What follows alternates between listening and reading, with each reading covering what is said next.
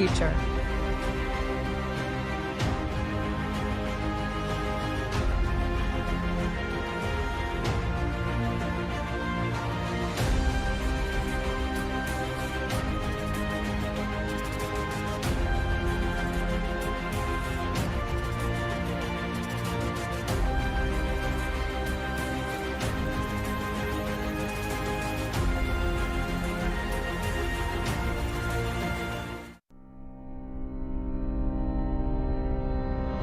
Currently, the global climate is undergoing significant changes that are expected to accelerate in the future.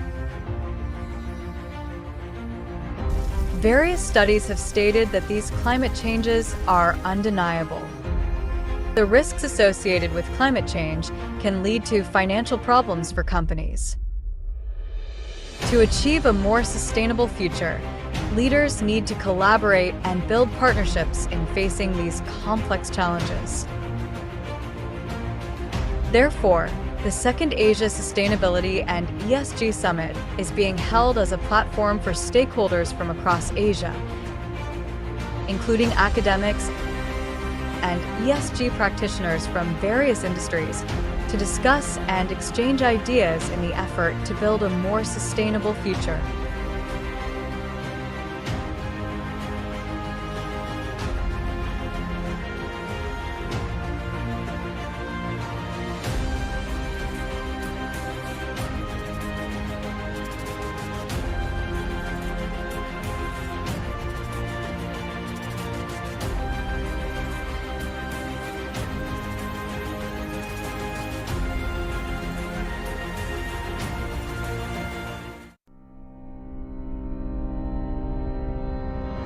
Currently, the global climate is undergoing significant changes that are expected to accelerate in the future.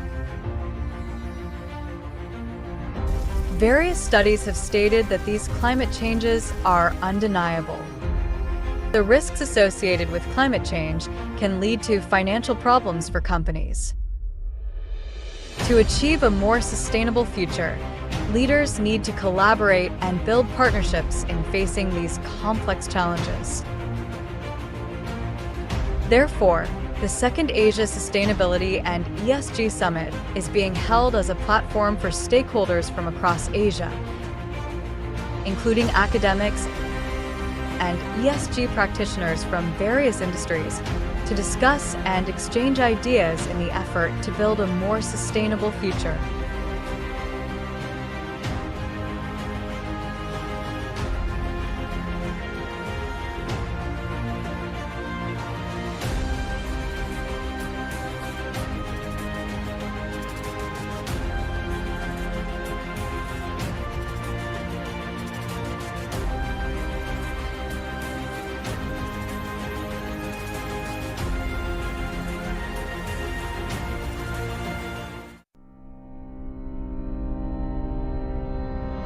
Currently, the global climate is undergoing significant changes that are expected to accelerate in the future.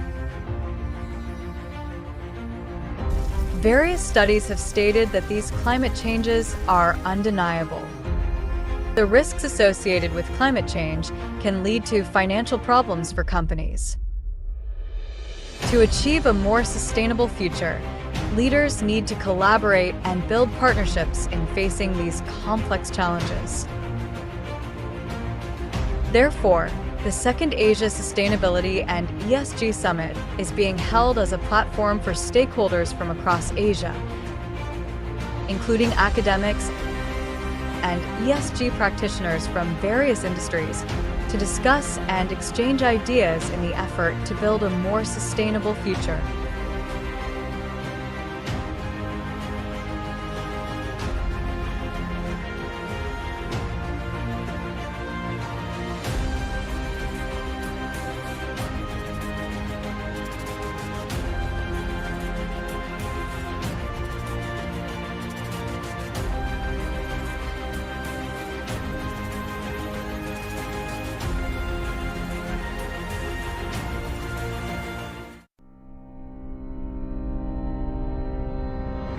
Currently, the global climate is undergoing significant changes that are expected to accelerate in the future. Various studies have stated that these climate changes are undeniable. The risks associated with climate change can lead to financial problems for companies. To achieve a more sustainable future, leaders need to collaborate and build partnerships in facing these complex challenges.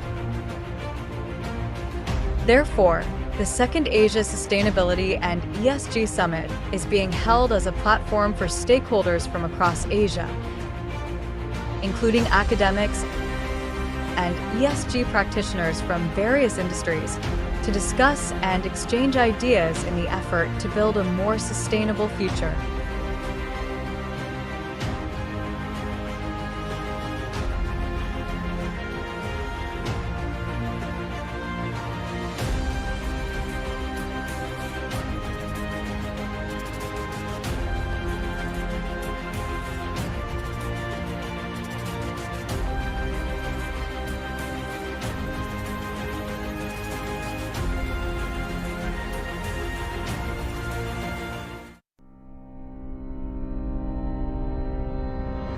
Currently, the global climate is undergoing significant changes that are expected to accelerate in the future. Various studies have stated that these climate changes are undeniable. The risks associated with climate change can lead to financial problems for companies. To achieve a more sustainable future, leaders need to collaborate and build partnerships in facing these complex challenges. Therefore, the second Asia Sustainability and ESG Summit is being held as a platform for stakeholders from across Asia, including academics and ESG practitioners from various industries, to discuss and exchange ideas in the effort to build a more sustainable future.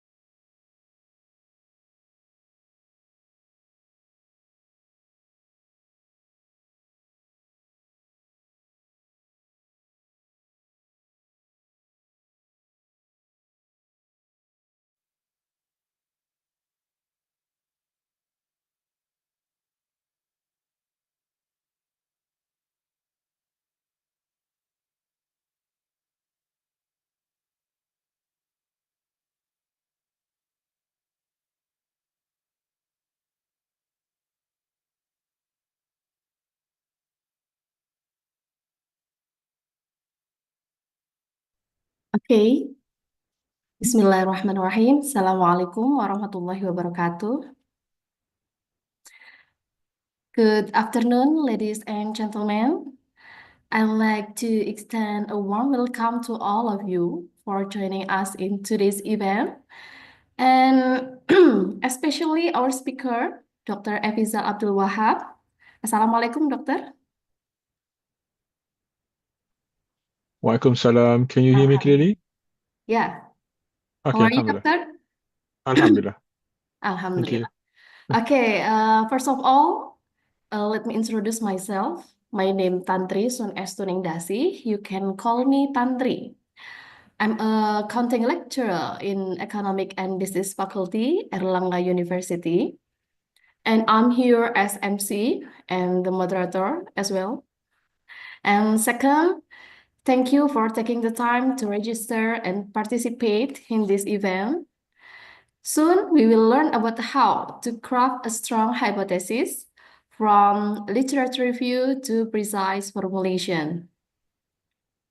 For your information, this event is part of research lecture series, which exciting part of the lead up to the second Asia Sustainability and ESG Summit, which will take place on December 5 till 6, 2024 in Bali, Indonesia. We were thrilled to have you here as we explore key topics in sustainability and ESG. Okay, this event is organized by ESGI Dataset, Center of Environmental, Social, and Governance. We call it CESGS at Airlangga University in collaboration with Department of Accounting, Faculty of Economic and Business, Airlangga University. Okay, ESGI Dataset is a platform that provides corporate data ranging from annual report to sustainability report, and the ESGI dataset is one of the business line of Center of Environmental, Social, and Governance Studies. And CESGS itself is an ESG research center based at Airlangga University that specializes in sustainability issue. And we have developed a global database on corporate sustainability practices compiled from leading companies around the world. For today's event, we have packed agenda ahead. We will start with a 90 minutes presentation from our esteemed speaker, Dr. Effiezal, followed by an introduction to the ESGI dataset, and the second Asia Sustainability and ESG Summit. After that, we will open for a Q&A session. Finally, we will distribute a feedback form, take some group photo, and wrap up the event. And please remember the participant to stay with us until the end of the session. Completing the attendance form is necessary for claiming your e-certificate. Additionally, keep an eye on the group chat as we will be sending the link to the certificates there. And okay, let me invite Dr. Effiezal. And before that, I will read the CV of him. Dr. Effiezal Aswadi Abdul Wahab is a senior lecturer in Curtin University, Faculty of Business and Law, School of Accounting in West Australia. He took PhD in 2008 at the University of Auckland, New Zealand, majoring accounting and finance. And before he teach in Curtin University, he was a senior lecturer in University Sains, Malaysia. Okay, hello, doctor. Are you ready? Yes, I'm ready. I'm ready to share my screen. Thank you very much for joining with us, doctor. Oh, thank you. Okay, Thank you very. the Thank you for time having is me. yours. Yeah, thank you. Okay, let me share my screen. Bismillah. Hold on. Let's try this one. Hold on. Let me just hold on. Wait. Allahu Akbar. Where is it? Nope. Is there any problem? No. The thing is missing. Sorry. Hold on. No. There's no problem. It's the problem at my end. I just want to close all my files first. Okay. Hold on. So that's going to be a lot easier for me to navigate. Let me just close all my. So that is going to be. Hold on, give me a few more minutes. Okay. Because I have a lot of Okay. things Calm down. open. I'll close this one as well. And this one as well. Bismillah. Okay. Okay, let's try this one. All right, can you see? Yeah, it's clear. Thank you. But okay. All right. So let me just try something here. Just try something here.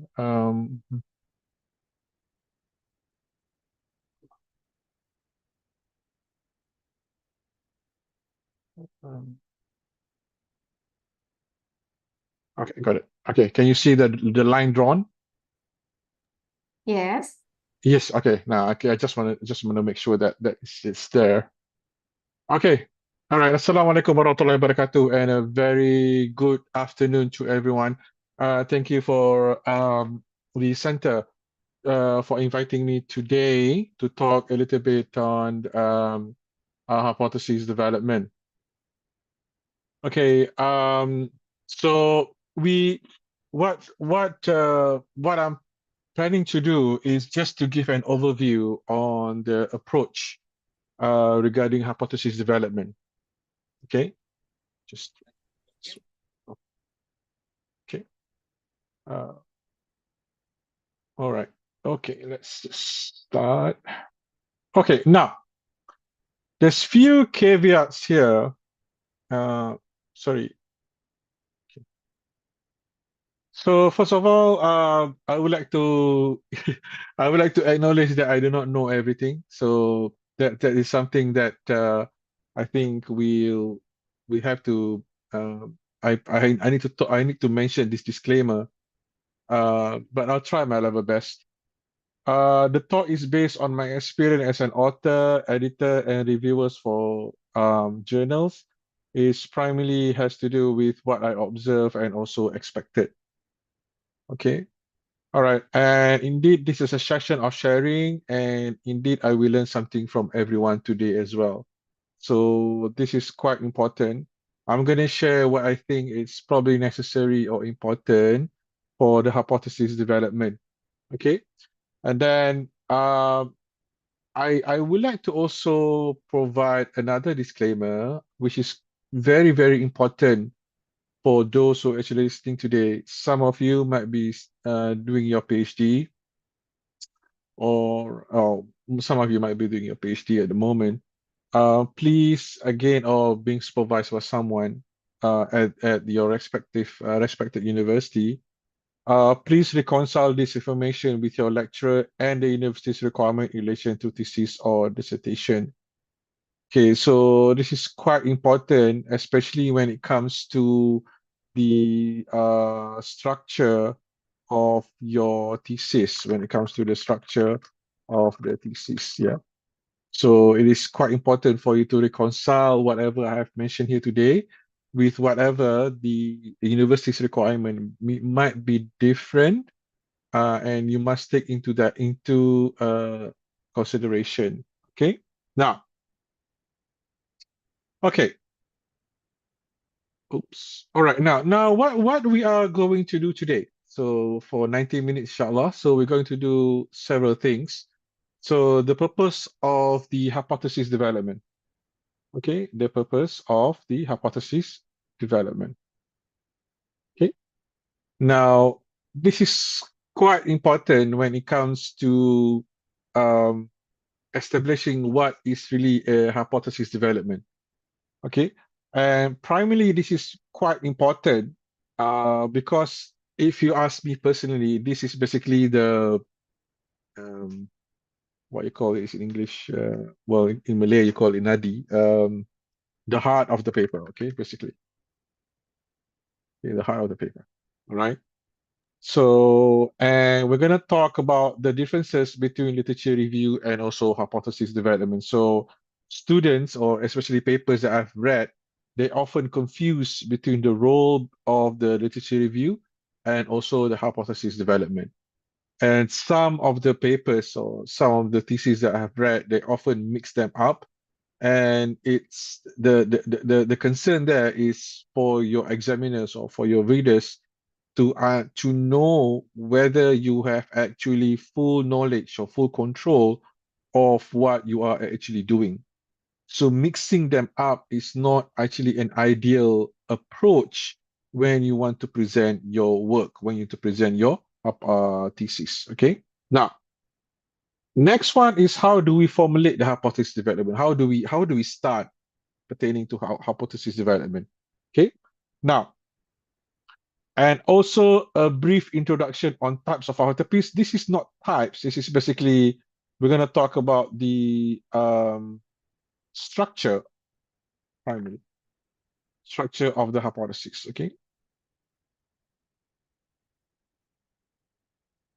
Okay, the structure of the hypothesis. Okay, so there are also several types of hypotheses. There are also several uh, types of hypotheses, but primarily you primarily there's only two types of hypotheses, right? There's only two types of hypotheses. It's just basically null versus alternative hypothesis. We can extend this when we talk about non-directional and directional null and alternative hypothesis, but that is a bit complex, which I don't think so it's probably worthwhile for us to discuss it today. Okay, now, so what is the role of the hypothesis development in the next section? Meaning that what will be the role, what will be the function of the hypothesis development? It must serve a purpose. So the paper itself, or the paper in general, so you have your introduction, you have your settings, so you have your hypothesis development, research methodology, they serve a purpose. And there must be a flow from one section to the other. So primarily, the hypothesis development here is how we can link that to the next session. The next session meaning that primarily it has to do with the results, okay, with the results, all right? So that is what we're going to do today, okay, what we are going to do today. All right, now, okay, now, the norm, okay, now, this is the norm of hypothesis development, okay? The norm of an hypothesis development. So how do we actually have, where do we actually place the hypothesis development? Okay, so the norm is usually after the literature review. Okay, after the literature review. Okay, regardless whether you have the literature review and hypothesis development either on a separate sections or in one section. Clearly, you need to distinguish between a literature review and also a hypothesis development. Okay, now for a research paper, after it, you will have the hypothesis development after the institutional background or the introduction. We're going to talk about the structure a little bit more next. Okay, now separate section is quite the norm, meaning that you need to have a separate section for your hypothesis development. This one is very important, especially when it comes to writing a paper, writing a thesis. Because of what? Because it signals your understanding of the subject matter. Okay.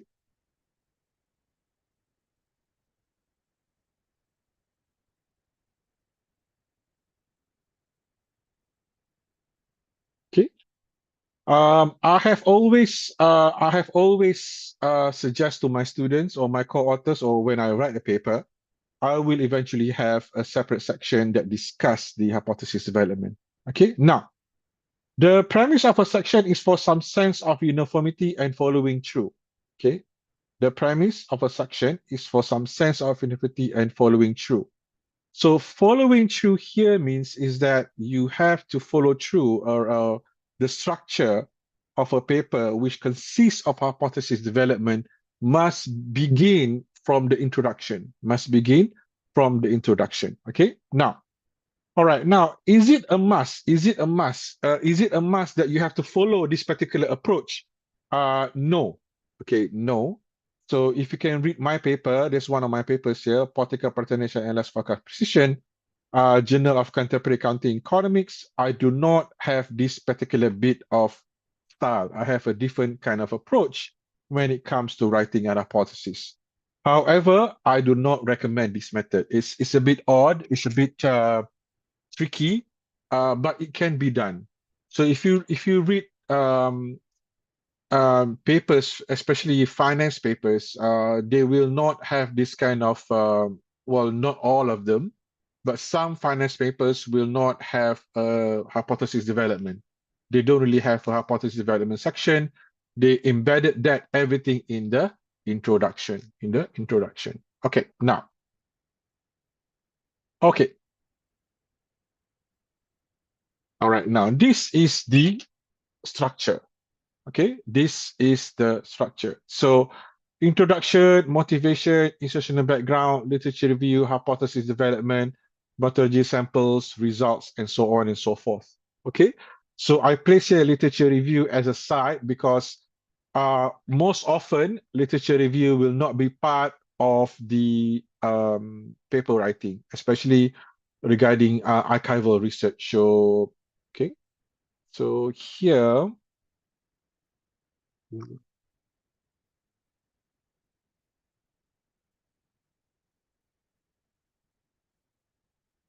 literature review often not part of papers, archival,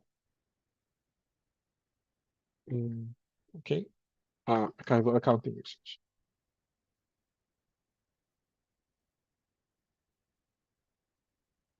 However,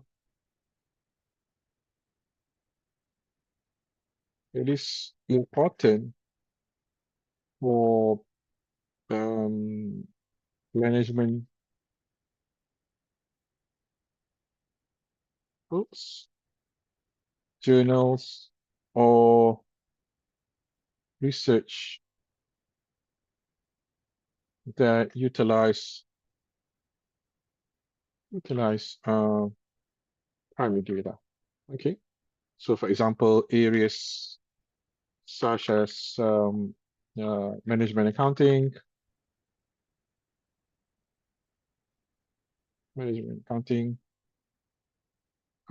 behavior research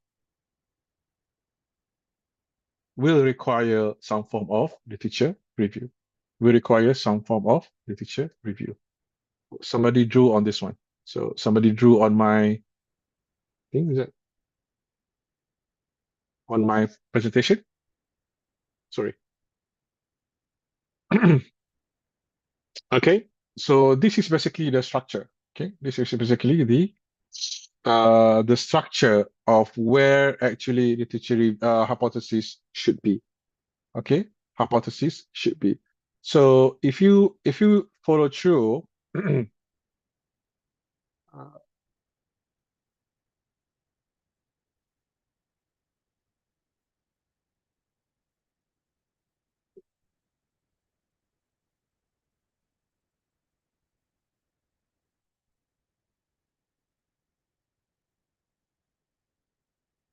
sorry. Okay, so basically so there must be a flow.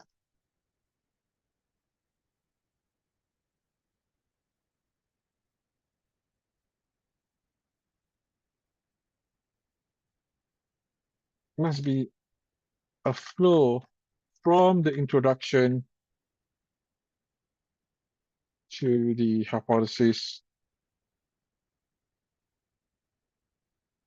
and the rest of the chapter, the rest of the paper or thesis. Okay, so there must be a flow.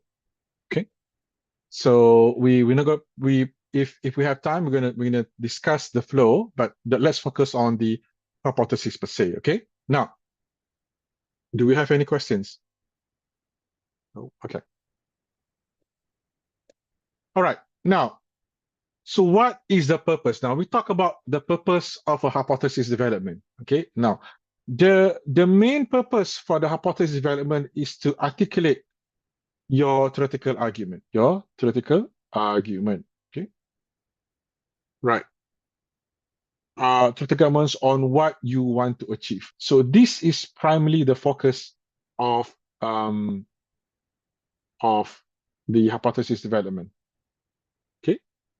Now, the focus is only on theoretical arguments. Okay.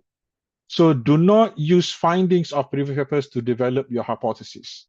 So if you found 1 million articles suggesting that variable A positively associated with variable B, it is still not statistically correct to say that you are also predicting positive relationship without any theoretical arguments.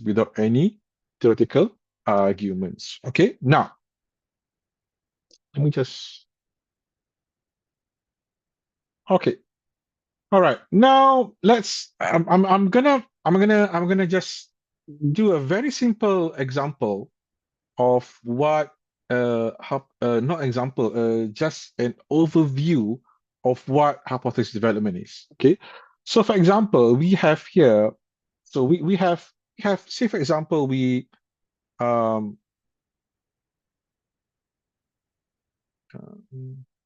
Tantri, can you help me in deleting this one?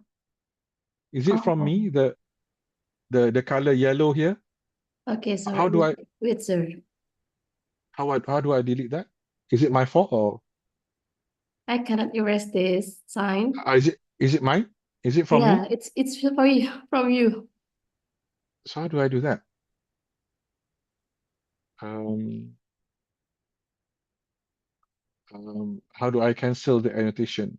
It's, how do I do that?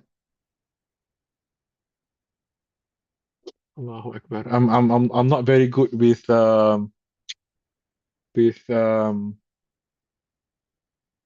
with Zoom. There must be a way to cancel this. Sorry. Hold on, guys. I just It's okay, doctor. Take your time. okay. Now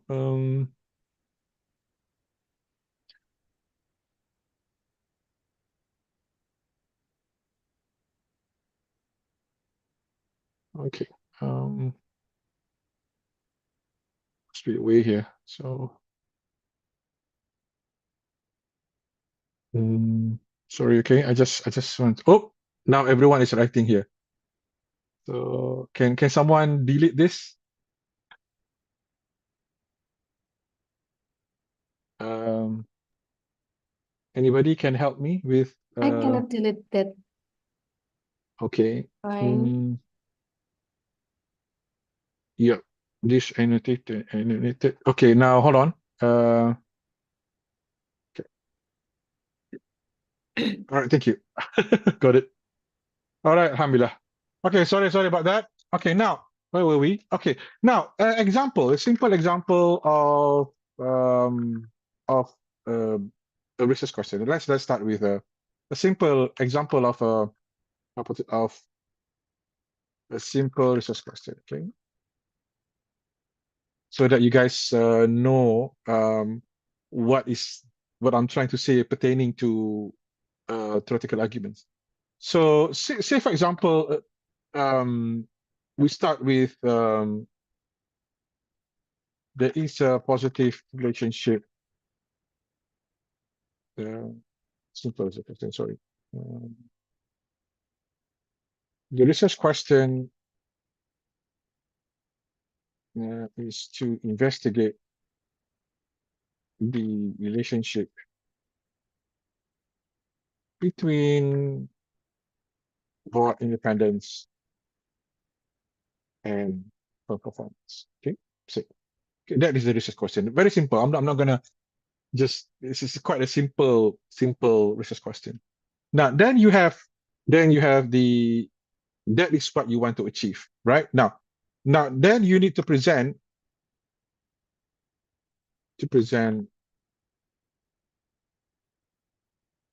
uh, how or present your prediction of the research objective. Okay. Now here you need to discuss. Oops, sorry. The theoretical arguments on the relationship between board independence and firm performance. Okay, right? The arguments. Now, so I think most of you will probably be exposed to corporate governance research, right? So the arguments is very simple, right? So the arguments is basically we have the level of independence would increase For example, monitoring and scrutiny of the activities of the board, and hence will increase firm performance, okay? So that's basically it. The general argument of what is the predicted relationship, okay? So of course this argument could be also be meaning that this is a positive. I'm just going to write here. Don't write it like this in your paper, but this is a positive argument. It could have a negative argument, meaning that, for example, or no relationship argument, say, no relationship argument, say, for example, the level of independence would not have any impact since they do not play an active day-to-day role in the organization, for example. Okay. So this is negative, for example, or no relationship. Okay. For example, I just give an example. Okay. Now what I'm trying to say here is, so this is the flow. Basically, this is the flow. Yeah. So now you have here,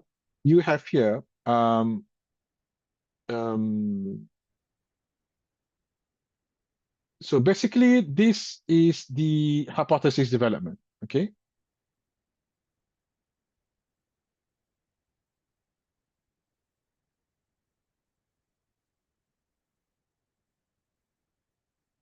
Okay, now that is the hypothesis development. Yeah, that is the hypothesis development. So as you can see here, I do not use any findings to suggest there is a positive or no relationship. No, I do not do that. Okay, it will come handy in a later stage, but here in the sense that what this hypothesis is all about is for you to provide the arguments, the theoretical arguments of what you want to achieve. Okay, now I have several questions here. Masina mentioned why primary data need literature review separated from the hypothesis development. How about secondary data? Why is that necessary? So again, so Masina asked why. Well, in terms of primary data research, it's probably a little the weight of, or the importance of the arguments is probably a lot more than the archival research. So that is probably one of the reason. And then if you look into papers, management papers, especially management journal, strategic management journal, journal of management, they are very theory heavy. And there's a lot of literature in it. There's a lot of literature in it. So as opposed to archival research or secondary data research, these are probably be more important. This is what you're seeing here is, and what I've highlighted there is probably more important. Furthermore, when it comes to archival research, the literature review is actually very, very saturated. So going back to Masina's comment, sorry, where is my, okay, going back to Masina's comment. So basically sorry.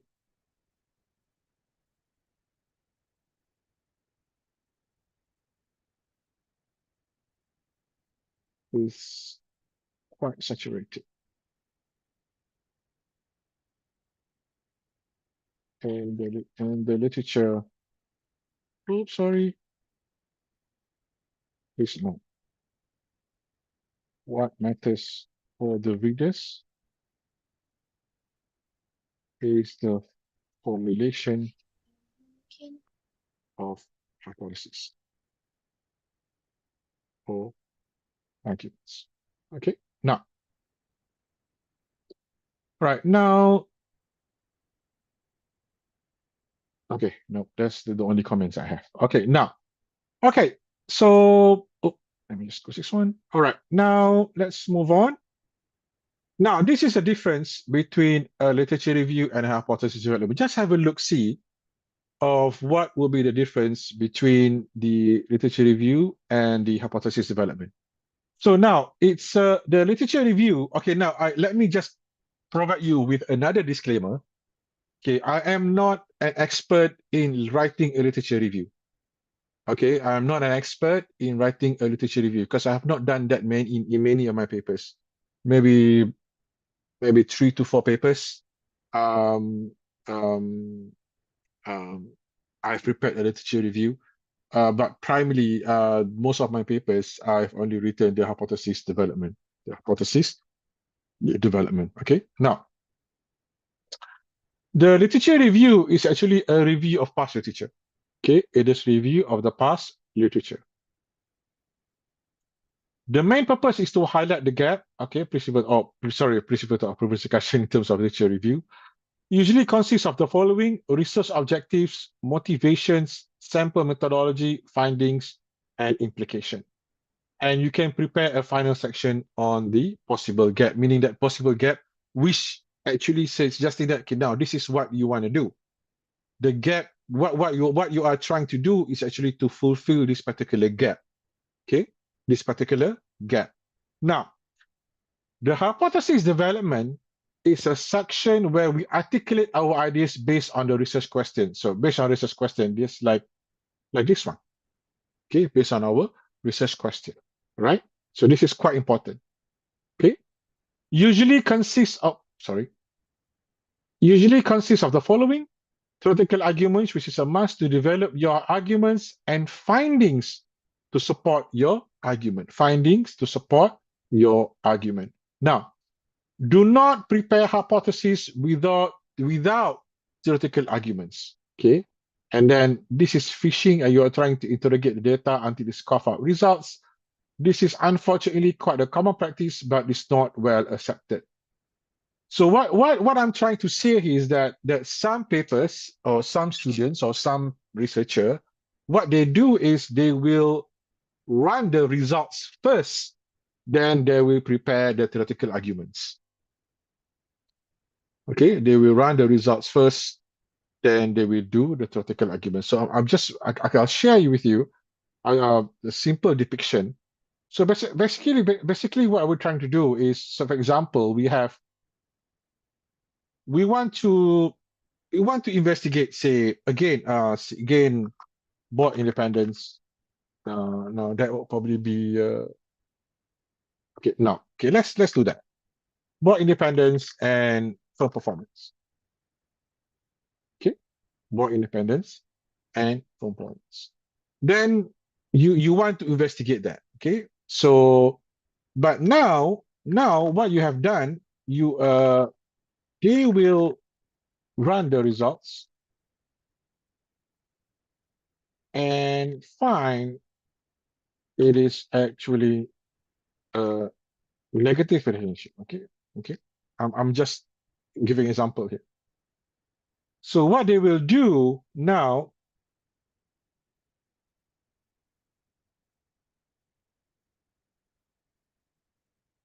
okay, now they will structure the hypothesis to tilt to negative arguments rather than the positive argument. Okay, rather than the positive argument. So this is probably not an uncommon practice, to be honest with you, but it is, to be really honest with you, I would advise you guys not to do this. I would advise for you to be truthful in terms of delivering what is or showing the reader the whole part of what your understanding regarding this particular the research question or the topic that you want to achieve. Okay, so basically in this particular sense, right? In this particular sense, well, in general, when you have a hypothesis development in general, you would expect that they have three arguments here.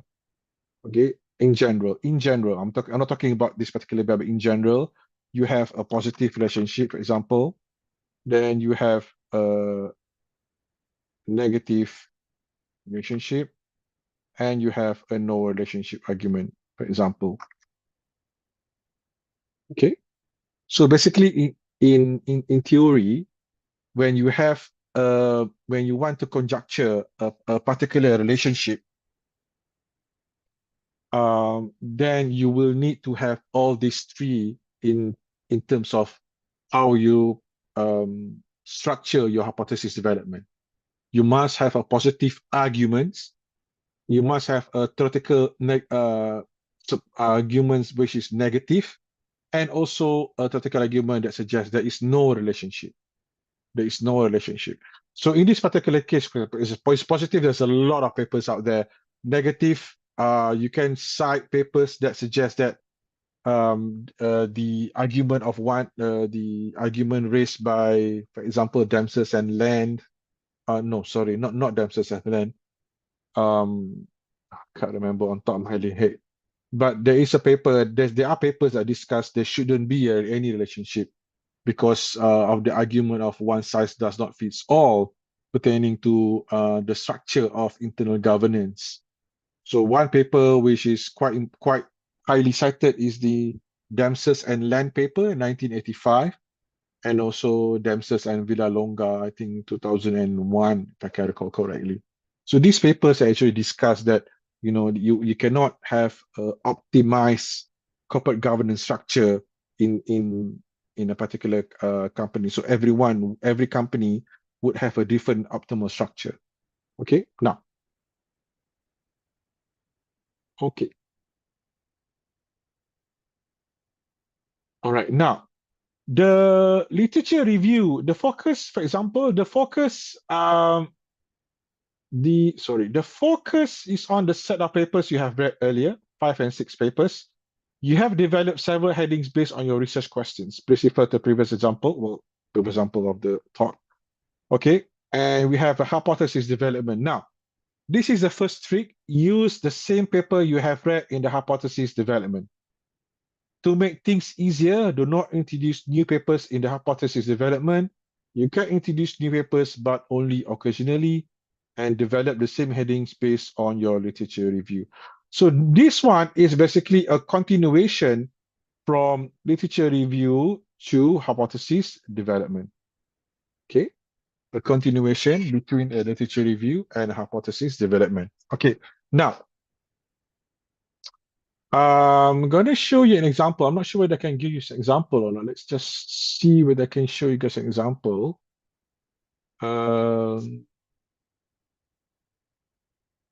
Sure whether. No, I'm probably going to stop there. I'm going to not do that one first. Okay, never mind. So basically, this is the link between the literature review and hypothesis development. So when you write up a thesis, you can just use the same headings. Of course, this is only an example of 5 and 6 papers. Of course, if you are doing a PhD, I would expect you to read a lot more, 50, 60 papers, probably more than that. Okay, so regarding what you want to achieve, okay, the topic, you must be a guru pertaining to what you want to investigate. Okay, then you have developed several headings. It depends on the style, but it's very, very beneficial if you could develop the same headings based on your literature review. This is quite important.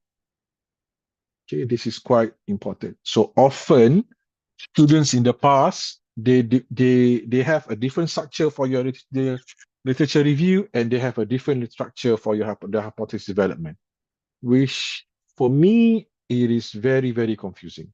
Very confusing. Okay, now. Okay, now, how do we formulate hypotheses? Okay, so this is how I do it. So now, first step, this is, I think most of you guys have known this one. So identify main articles, either a quick search based on keywords or what you want to achieve. So for example, you do a Google Scholar search, aim for a similar methodology or quantitative versus qualitative. I will ignore the data set. For instance, Malaysia choice of data is not important at this moment. And second step, read and understand the paper. My advice is for you to read everything, including the methodology, although this might be this might be of interest later. Okay, so this is how do I actually formulate my hypothesis. So it's not going to be easy for you to identify what is important, which paper is actually important to read, and which papers is actually not important to read. Now, this is a skill that you're going to develop over time. So you won't be able to identify this at the very first go. You won't be able to do that. I did not manage to do that. But over time, you will be able to identify, okay, this paper is quite important. This paper is quite important. This paper is quite important. Then you'll be able to develop that skill over a period of time. Then with the help of your supervisors, you will eventually identify those papers. Okay, identify those papers. Now, all right, now it is quite important for researchers to be able to find the appropriate papers, to find or to identify the appropriate papers.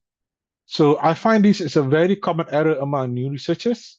Must be able to identify what is seminar papers we're reading and choosing the papers. Okay, now, fortunately, there are ways for you to identify this. Okay, now, if I want to start something new, I will use Research Rabbit. So I'm sure you guys have heard Research Rabbit, yeah? Can I have someone say that they have used Research Rabbit before? Hello? Anybody? Okay, I guess everyone has came across Research Rabbit. So it's free. Research Rabbit is free. I have used this for at least 2 papers because I am not familiar with the topic. So recently I've this year alone I've published in 2 Q1 journals, and those 2 journals are pertaining to female CFOs. And female CFOs, and the one is looking at investment efficiency, and the other one looks at earnings quality. But I'm not familiar with the topic of female CFOs, especially the context of risk aversion, ethical values of female CFOs. So what I did is I mainly used Research Rabbit. Research Rabbit just identify the papers which are closely related to what you want to achieve. Of course, you have to do your own reading. But this is an essential tool for you to identify what papers are actually important in terms of your research. Okay, it's a starting point. It will be a very, very beneficial starting point. Okay, now, so as I said, however, the reading bit is still very important, and please you need to identify them properly. Now, okay, now what do you have to do? Now, you need to have a critical approach in reading these papers, especially acknowledging there are possible alternative arguments. Okay, I'll give an example here. Example here is relationship between audit quality and analyst forecast. Okay, between audit quality and analyst forecast. It is commonly understood that higher audit quality increase forecast accuracy. It's a common understanding. Okay, so Ben et al. 2008 and others, what is a widely acceptable paper predict is a positive relationship. Okay, because higher audit quality, of course, is better monitoring, better scrutiny. You have better audit quality, increase the quality of the financial report has increased. Therefore, the information there is better. Okay, the information there is better. Hence, in general, improve the information environment, which increase the forecast accuracy. So now, however, Payne 2008, which published in the same year, argues otherwise, that high audit quality should be able to effectively constrain Manager attempts to bias report earnings to meet or beat forecasts, and hence it will have a negative relationship. It will have a negative relationship. Now, the premise of both papers are the same. Higher order quality is good, but the perspective which then lead to the prediction is actually different. It's actually different. Now, what I'm trying to do here is that when you want to create a hypothesis development, you need to be aware there is paper that could predict otherwise. Predict otherwise, not find otherwise, but predict otherwise. Okay? Predict otherwise.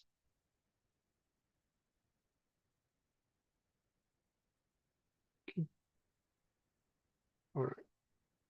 Okay. So that could predict otherwise, meaning that they. So for example, again, going back to the earlier example of the board independence and for performance, right? So it is actually known, known that there is a positive relationship based on these arguments, and many papers, thousands of papers actually predicted they actually found there is a positive relationship, and hence, for example, in those papers, they will have a lot more positive arguments that has to do with positive relationship. But you need to acknowledge now, it's not going to be easy, but you need to have that in mind. Okay, are there papers that actually discuss otherwise, that actually predicted otherwise? So as I mentioned to you earlier, there are papers that actually predicted otherwise in terms of the relationship between board independence and firm performance.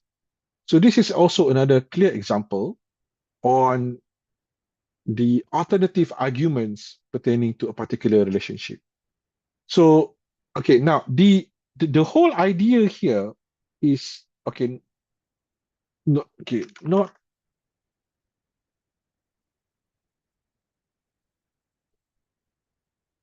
so not only to show your understanding,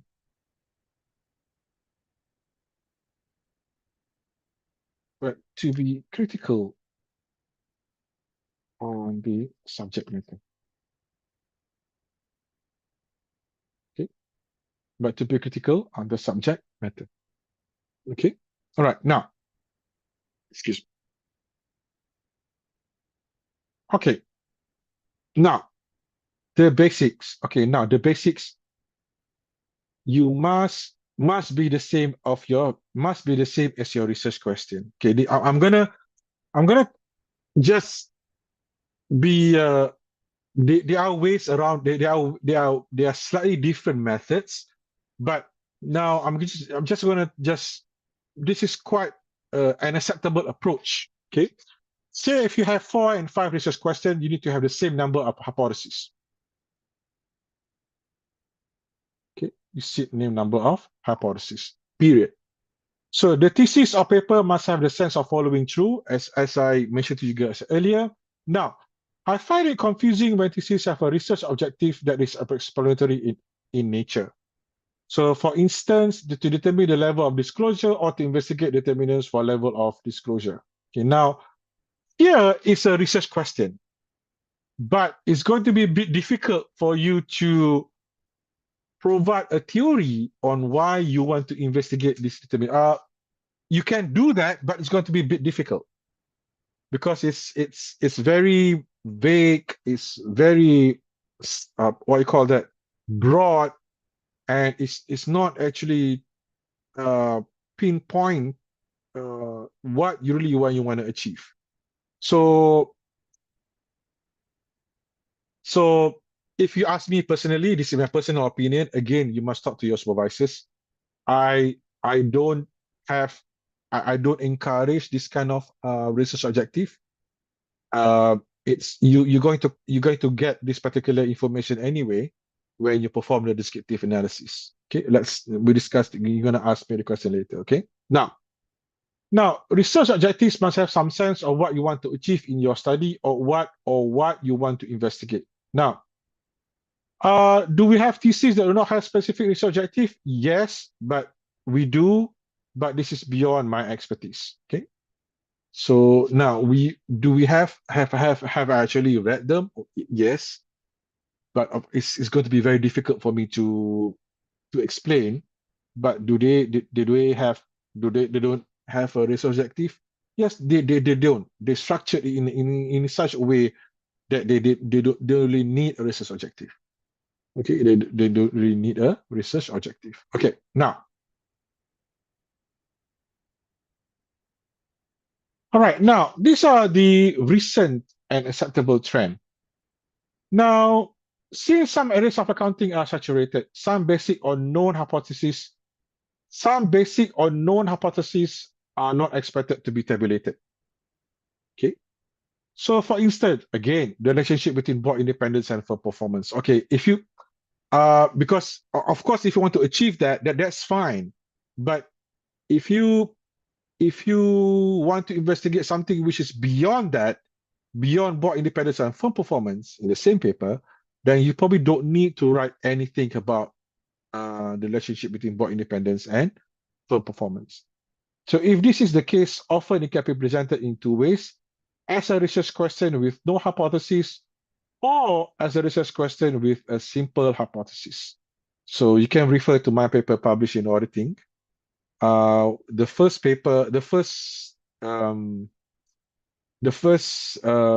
hypothesis is only one paragraph or two short paragraphs. Okay.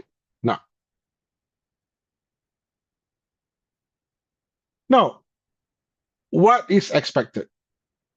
Okay, what is expected? Okay. Now, theoretical arguments, not a literature review. So now, in hypothesis development, you need to write about theoretical arguments. Okay, theoretical arguments. So, and you need also to write theoretical arguments, not presentation of previous findings. Not presentation of previous findings. All right. So this is quite important when it comes to the hypothesis development. So when you have so when you have a literature review, so when you have when you basically when you read a paper, so when you read any paper, so reading a paper, so read paper A, for example, so paper A, then this paper should have a research objective.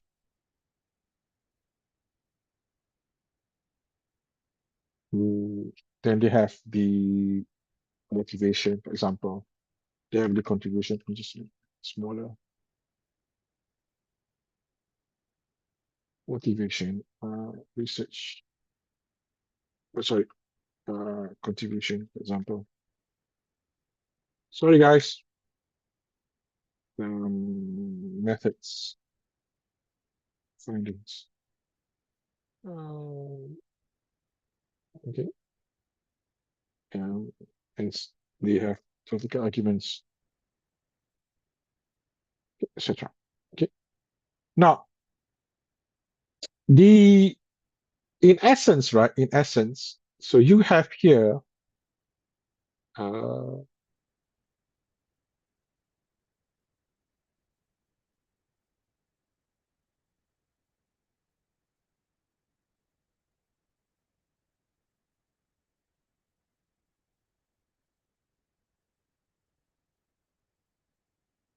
so you have here as this one.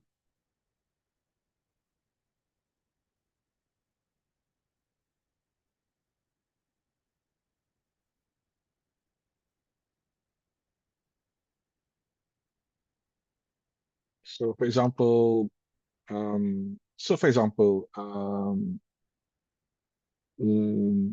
Ali and Abdul 2024 investigate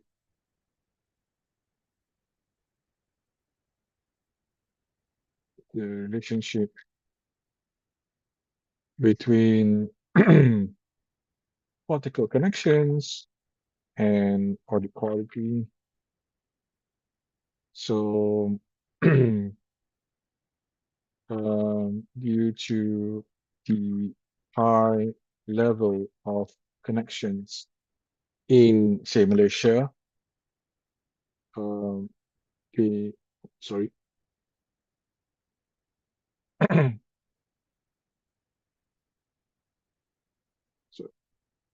They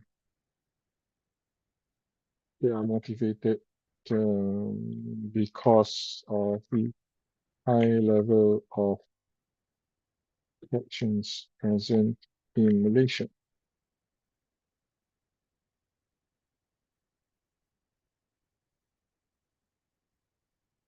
They predict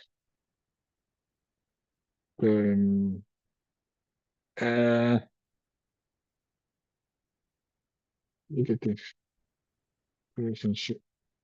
Sorry, positive relationship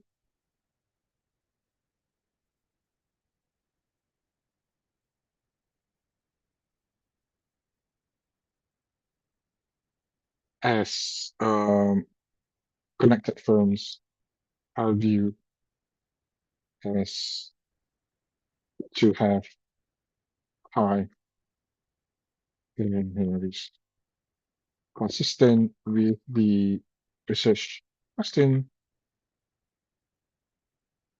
They find such relationship. Okay, now, so basically this, you can present this as part of your literature review. Okay, all right, I'm gonna just do this one. Okay, this is part of the literature review. Now, in the same paper, they will eventually provide you with a whole lot of theoretical arguments. Now, the theoretical arguments, again, can be separated into two or three. So you can have a positive relationship,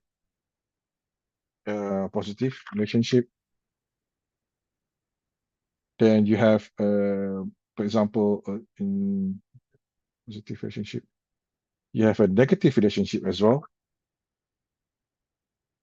And you probably have no relationship.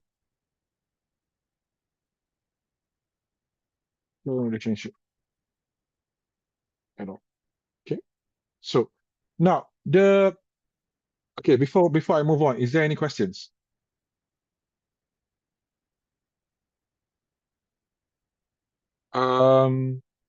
Mas'ud, Arif, what do you mean by tidak ada presensi? Can you elaborate on that one? What is presensi? Presensi. What is presensi? Present to submit in a form link What link?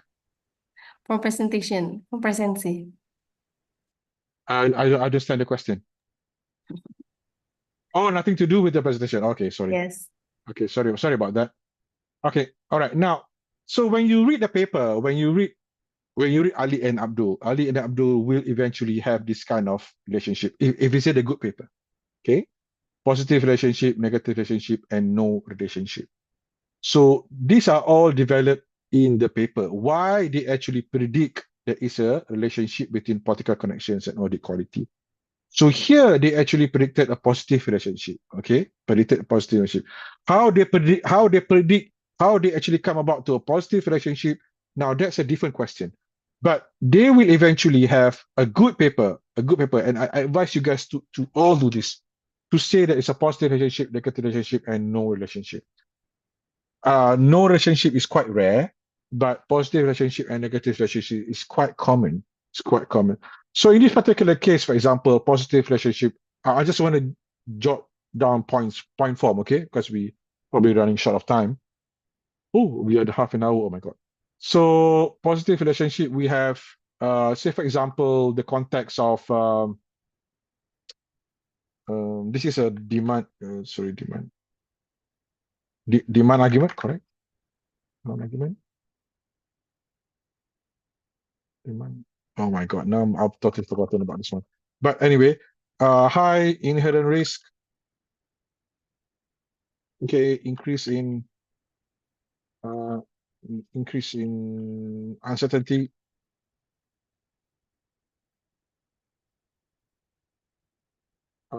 Rent-seeking behavior. Okay, rent-seeking behavior, for example. You have a negative relationship, meaning that you will eventually get a positive, a negative relationship, right? Meaning that lower audit quality. Okay, this one has to do with with lower lower diffuse. For example, you have government intervention, for example.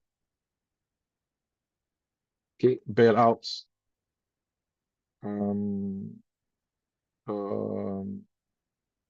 seeking better audit on behalf of by the firms themselves.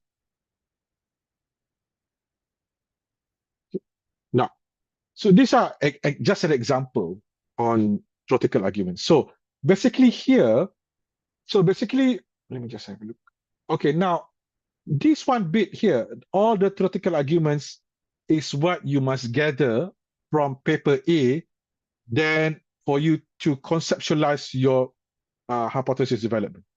So if you look here carefully, right, I do not mention any single bit regarding the findings.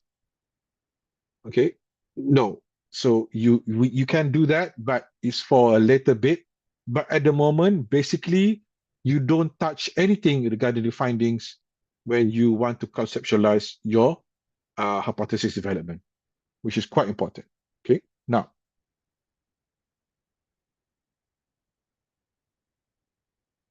All right. Okay, how much the ideal percentage of historical argument should be written?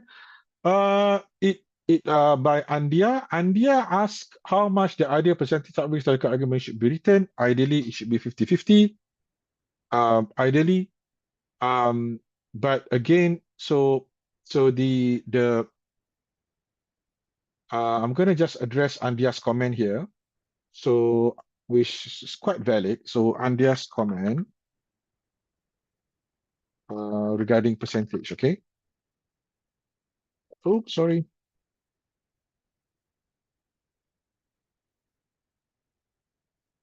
So ideally, even meaning that's 50-50. Okay, ideally even. But it is also ideal to make a stand on what would be your prediction. So here, if the arguments is 50-50, then you will predict a non-directional relationship. A non-directional relationship, meaning that the hypothesis will eventually look like this. Example, we predict an association between political connection and audit quality. Okay, all right. Now, if is it 50-50, but also you can make a stand. You can make a stand. Okay, so you can make a stand basically that we predict a positive relationship between political connections and audit quality. Okay, and you, oh, sorry guys. Oh, luckily I forgot to do that. Sorry. And audit quality. Okay, now this one, usually before predicting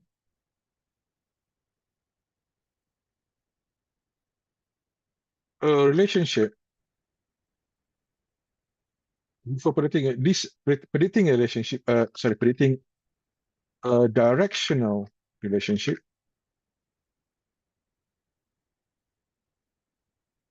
studies often supported it with institutional setting. Okay, now, okay, I give you an example. Okay, let me ask you, are you guys everyone from UNAIR? From Airlangga? Is everyone here from Airlangga? Oh, no, sorry. There are from Padang, Padang? Sumatera, From Jakarta, Oh, okay. from All right, never another mind. university. Okay, so okay, now if you want to read a very good paper regarding this particular approach, you can read Prof. Iman paper. So you can read Prof. Iman paper. I can't remember the name of the paper. Let me just try to find the paper. Give me 1 minute. Give me 1 minute, 1 minute. I'll read this paper. Oh, sorry. Wait. Yeah, this one. Okay, I'm gonna just show it to you. Okay, now, okay, hold on. Okay, this is hold on. Oh, okay, now this is Bismillah. Allah Akbar. Sangat. Allah, okay, sangat. Okay, sorry. Okay, now this is a good paper. If you want to read regarding on how would a good institutional setting plays a role in the hypothesis development. Here, there. Okay, you can read his paper. It's quite unique because this is a very good paper regarding on how he suggests the background of Indonesia, which is different from other countries that have military connections. So this paper actually presents it well when it comes to predicting a relationship. So if you have the time, you can find this paper. You can find this paper and actually read it. Okay. So it's a very good paper. It's a Q1 journal as well. Okay. Now, okay. Oh no, alamak. Sorry. Give me some time. Okay. I think we have to go beyond 4 o'clock. But it is a norm that you need to present both side arguments. Okay. Now, as we have mentioned earlier, positive, negative, or no result. So now the question, can we use papers that support our arguments? No, if you're predicting a positive relationship, you omit those papers that predict a negative relationship. Now, like Andia's comment just now, right? The answer is yes or no. I prefer no. You need to present both sides of argument. So it's just good research. So when this is my experience. So when I submitted the paper to currently we are currently revising a paper in research in international business and finance, which is a Q1 journal currently. The reviewer actually picked that up, meaning that look, you cannot leave this thing out. So we don't do that on purpose. We don't do that on purpose. We just miss those papers. Okay, now this is a genuine mistake, genuine error by anyone. But if you made that particular but it's quite now it is quite easy to do that. It is quite easy for you not to include some set of papers. Then it's going to be but the reviewers, a good reviewer or a good examiner, a good editor will eventually investigate that, will eventually know you have missed a lot of papers. Why are you not reading these papers? Is just basically, if you do a Google Scholar search, then you will eventually get all these papers. So that suggests there is another side of argument. So a very good example which authors could actually lift out is the sekejap ya.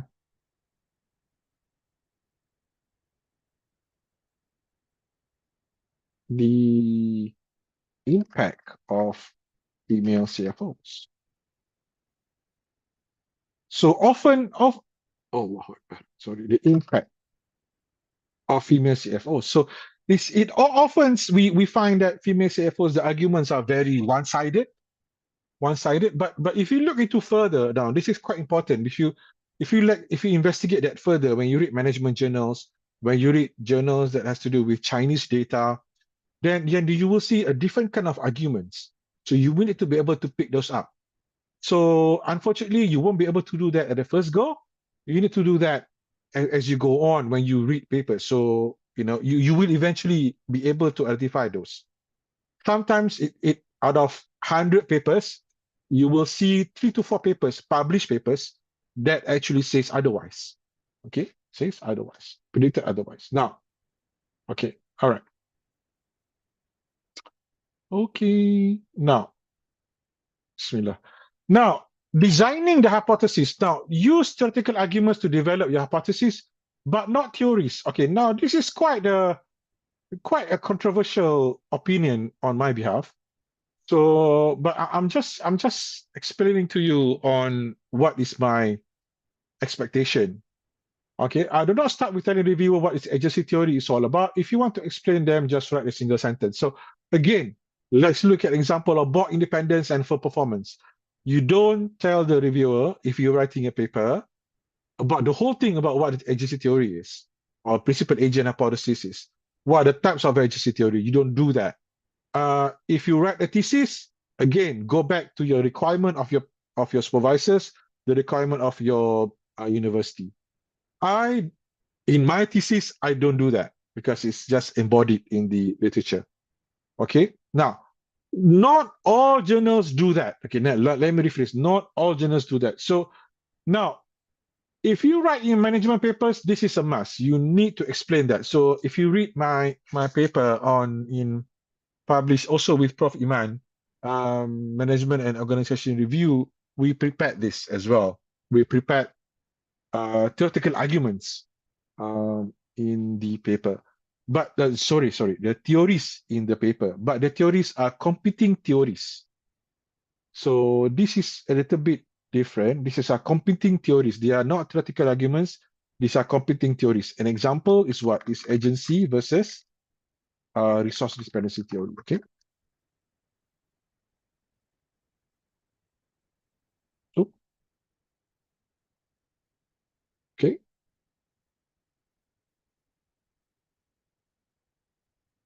Okay, agency and resource dependency theory. Because these are competing. Oh, they will converge one day, but they will converge at one point. But let's not talk about that. Okay. Now, if you wish to have an explanation of theory or theories, I would recommend this to be in the introduction. Okay, in the introduction. So in the paper. Okay. Now, theoretical arguments always mostly have two types. The null, often neglected or decided to leave this one out, and alternative. And alternative. Null meaning that there is no relationship.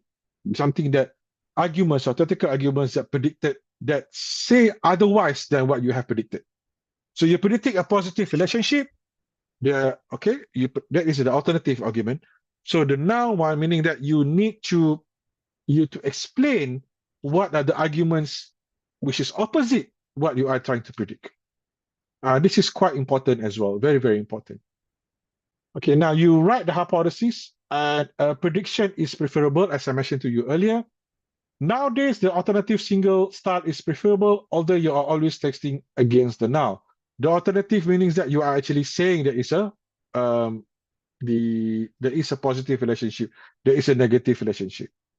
Okay, so when you are testing a relationship, the null is the other way around. Okay, now present evidence to support your hypothesis. Present evidence to support your hypothesis. Okay.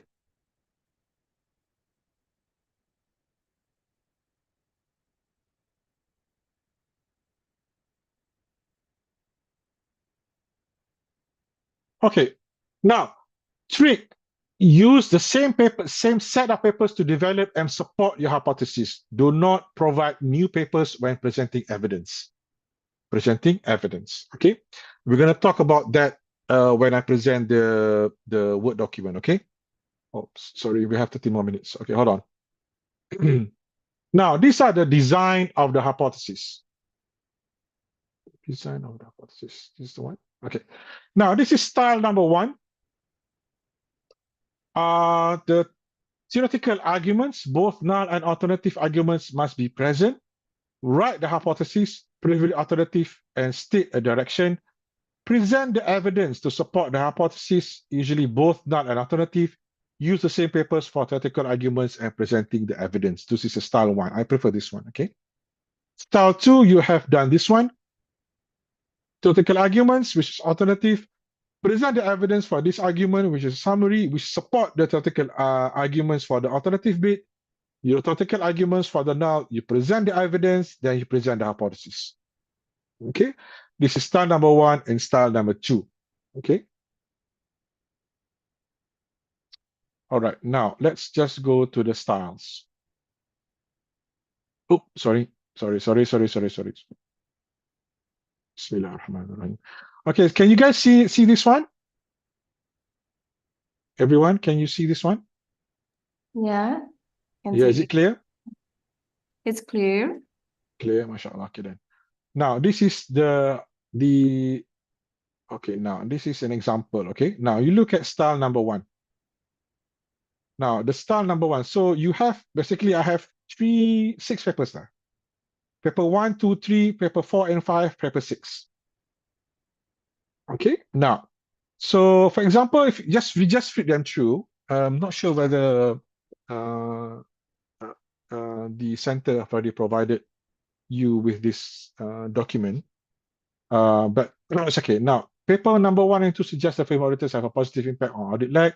This translates to longer delays, and this might affect the timeliness of audit reporting, so etc. etc. This approach, okay. Alternative. Now, alternatively, one could view the diligence of paper auditors as a means to plan the audit engagement better, and this will result in shorter audit delay. This argument has been raised by paper number 4 and 5. Now, gender differences might be irrelevant in relation to planning audit engagement. Then similar arguments has been raised by paper by number 6. So you can look at this style. Paper 1, 2, and 3 say it's a positive relationship, theoretical argument. Paper 4 and 5, they say there's a negative argument.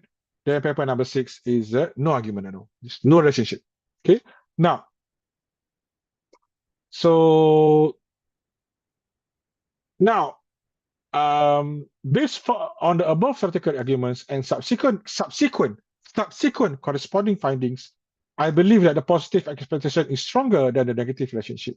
In addition, the positive relationship is supported by the recent call of increased field participation in audit and accreditation process. So this one has to do with basically the background of your study. For example, as I said to you earlier, if you read Prof. Iman paper, whereby he brings into the military connection in the paper. So these kind of things are very, very important. It's only one-liner, but it's very, very important. Now, then, after you have presented your arguments, you state your hypothesis, which is a direct hypothesis. Okay? Now, so if you go to the next page, oops, sorry, bismillah. Go to the next page.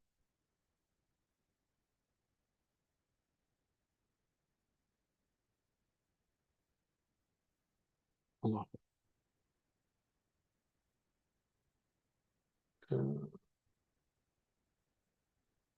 Okay, now, so there is, there is an association between female auditors and audit lag, which is a non-direct hypothesis, or you can write there is no relationship between female auditors and audit lag. So there are 3 ways for you to write your hypothesis. I prefer the first one.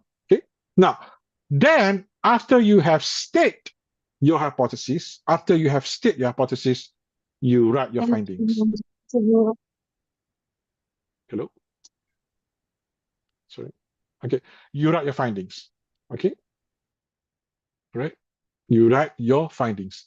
You don't have to do this because some journals, they have word limitation. You don't have to do this. You can survive paper submission into a journal without doing this. You don't have to do. You don't really have to do this one. Oh my God. Okay, when it comes to your paper. Okay, now we have here. So in the link down, the link between the hypothesis development and the result, or this is the link between the hypothesis development and the result. Now, if you look at style number 2, style number 2 is like this. This means supports your prediction, null argument, contrast of prediction, neither, and you write the findings. Then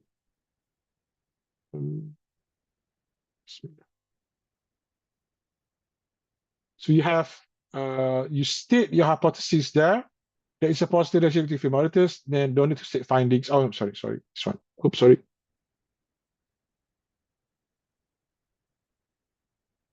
state the hypothesis, and there is positive relationship between film auditors and audit. You stop there.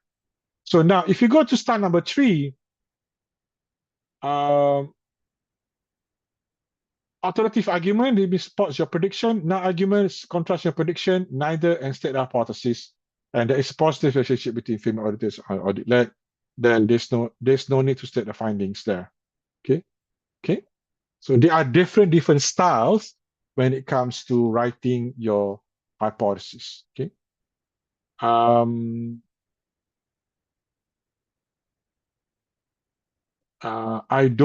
There's another style which you write your hypothesis first, which is doable, but I don't recommend this one. So you write your hypothesis, then you work the other way around. Okay, you work the other way around. Okay. Okay, hold on. We're gonna finish soon, okay? So don't worry. Now, this is an example. Okay, this is a very simple example. So we're gonna end in 5 minutes actually.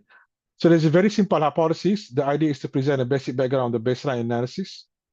So some recent trends don't have this anymore. What I'm trying to say is that some papers, the recently accepted accounting forum paper, we don't even do any baseline analysis, any baseline hypothesis, meaning that if we predict a relationship between A and B, it's just known that we're going to do that.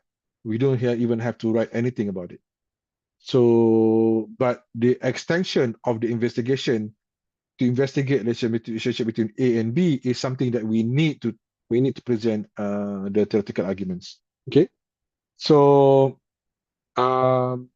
studies investigating this issue is quite huge. However, we have chosen a few to reflect what is closely related to ours. Okay, right now, this is also another example. Okay, now this is another example. Oh, the cut off.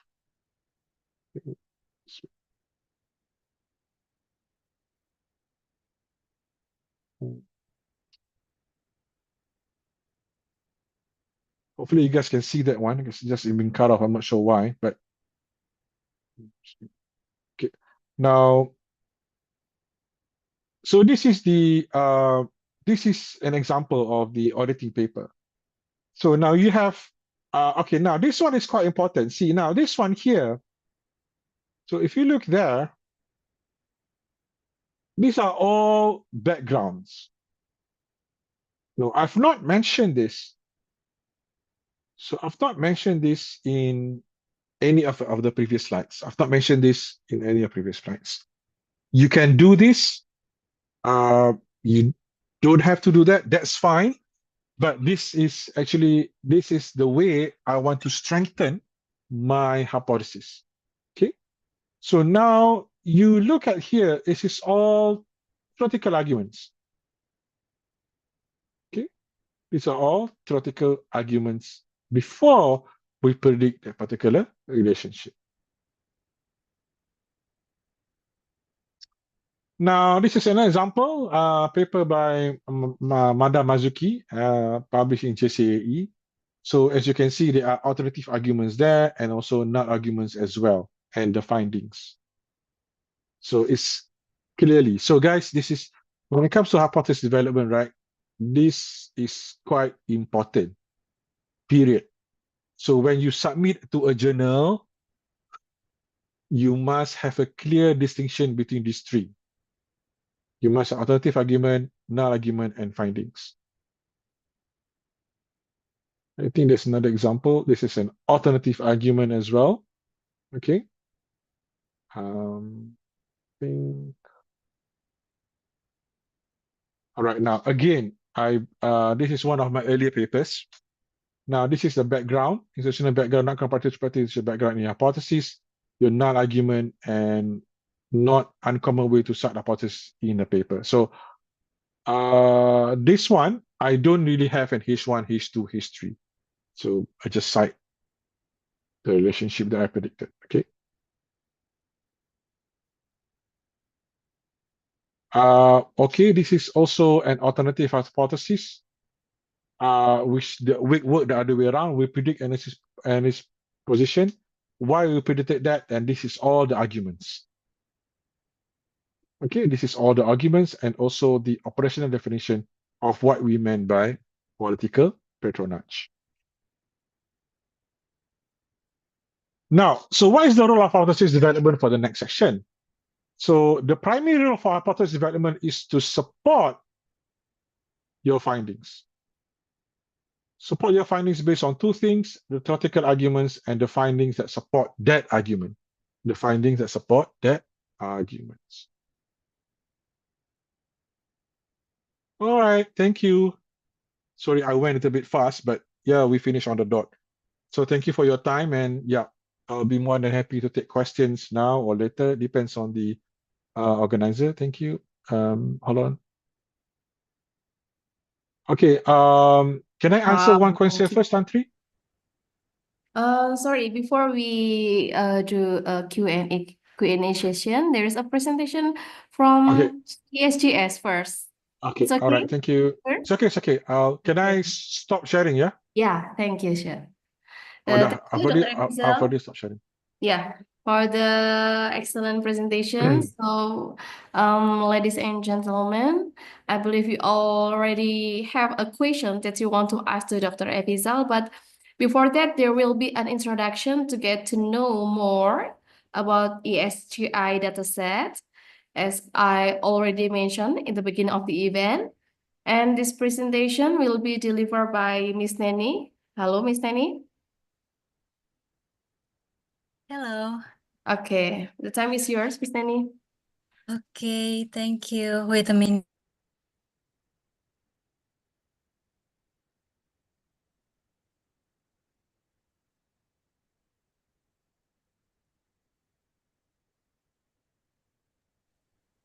Okay, good afternoon, everyone.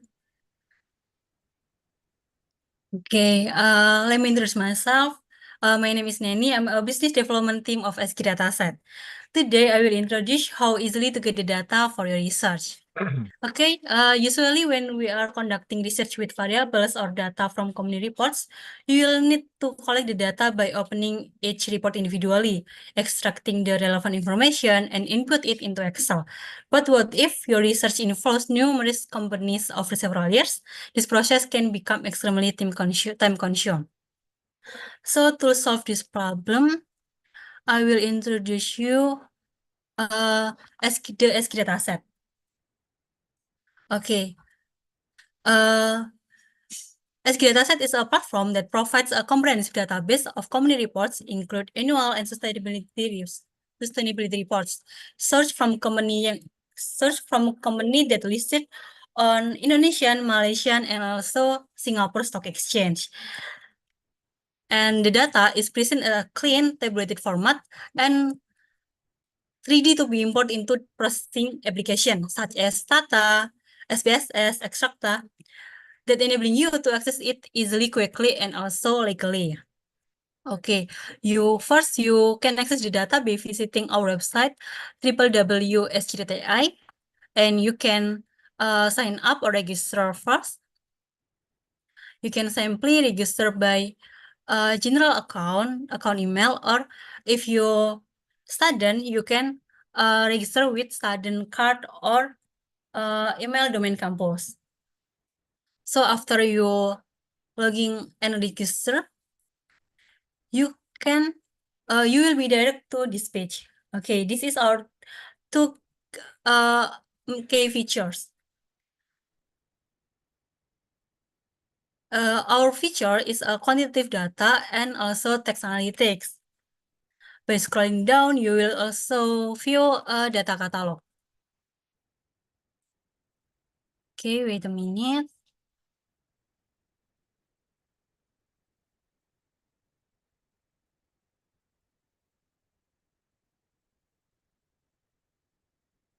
Okay. You will be direct to quantitative data page that you can explore all variables that you can use to your research. Okay, please.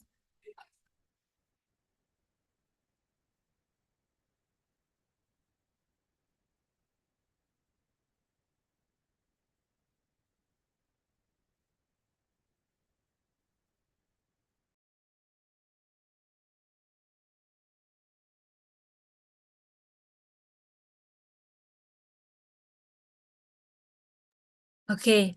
Nah, you can explore our available variables. If you haven't decided on a topic, you can explore the variables as a potential keyword for your research. You can see our variable or data name, group, definition or measurement, price, year coverage, and also availability status.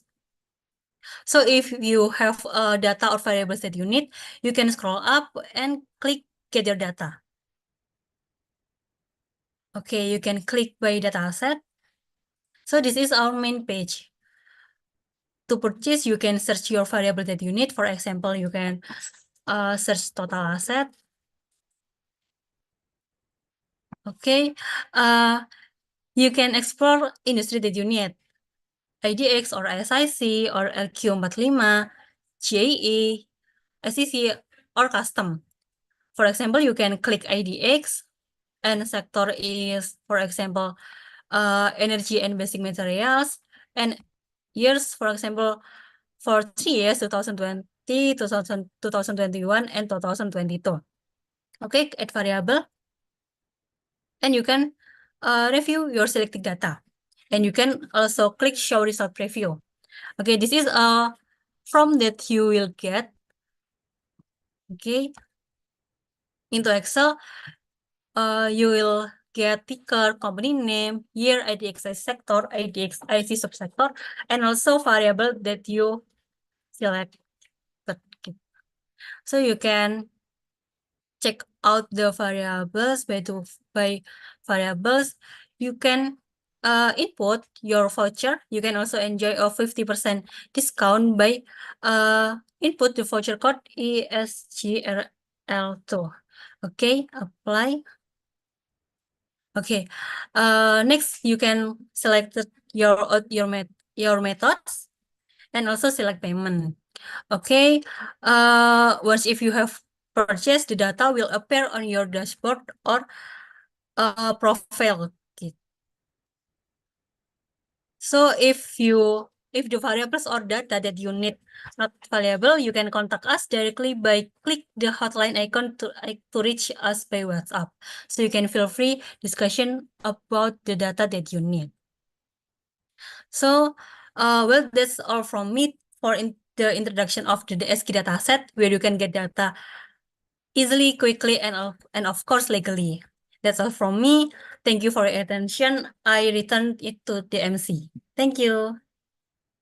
Oh, thank you, Miss Tandy. Very interesting, I think, and affordable, the price. Thank you, Miss Tandy, for presenting us about the SGI dataset. If you are interested in knowing more about the SGI dataset, the information will be shared later in the Zoom chat. And following this, there will be a presentation to introduce our main event, the second Asia Sustainability and ESG Summit, which we held on December 5 to 6, 2024 in Bali, Indonesia. This will be present maybe Miss Anissa. To Miss Anissa, the time is yours. Okay, thank you so much, Miss Santri, for introducing me. So herewith, I would like to share my screen.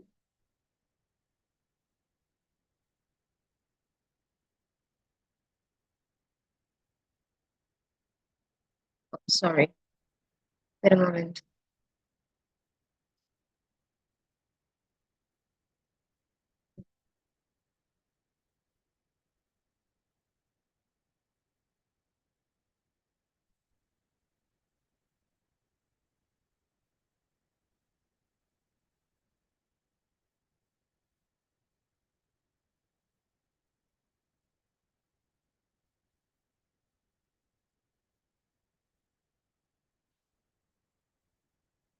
Right. All right. So here I zoom a bit from the poster. So thank you so much, Ms. Santri, for the introduction of myself. So herewith, I'm as one of the committee of this event. The second is Asia Sustainability and Asia Summit, which will be held in Bali, Indonesia, in December 5th to 6th this year in 2024. And so we have several speakers coming up, which are here in the poster. The first one, we have Professor Agnes Cheng from the University of Oklahoma, and also our outstanding CEO, Professor Iman Harimawan, who is also our head of Center for Environmental, Social, and Governance Study.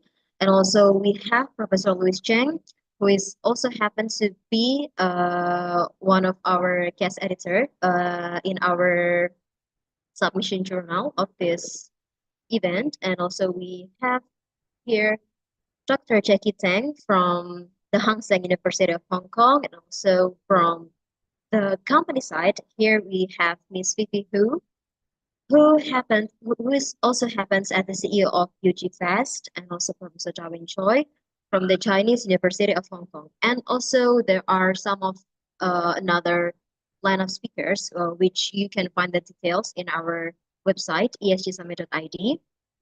And this event will be held in the Kuta Beach Heritage Hotel in Bali.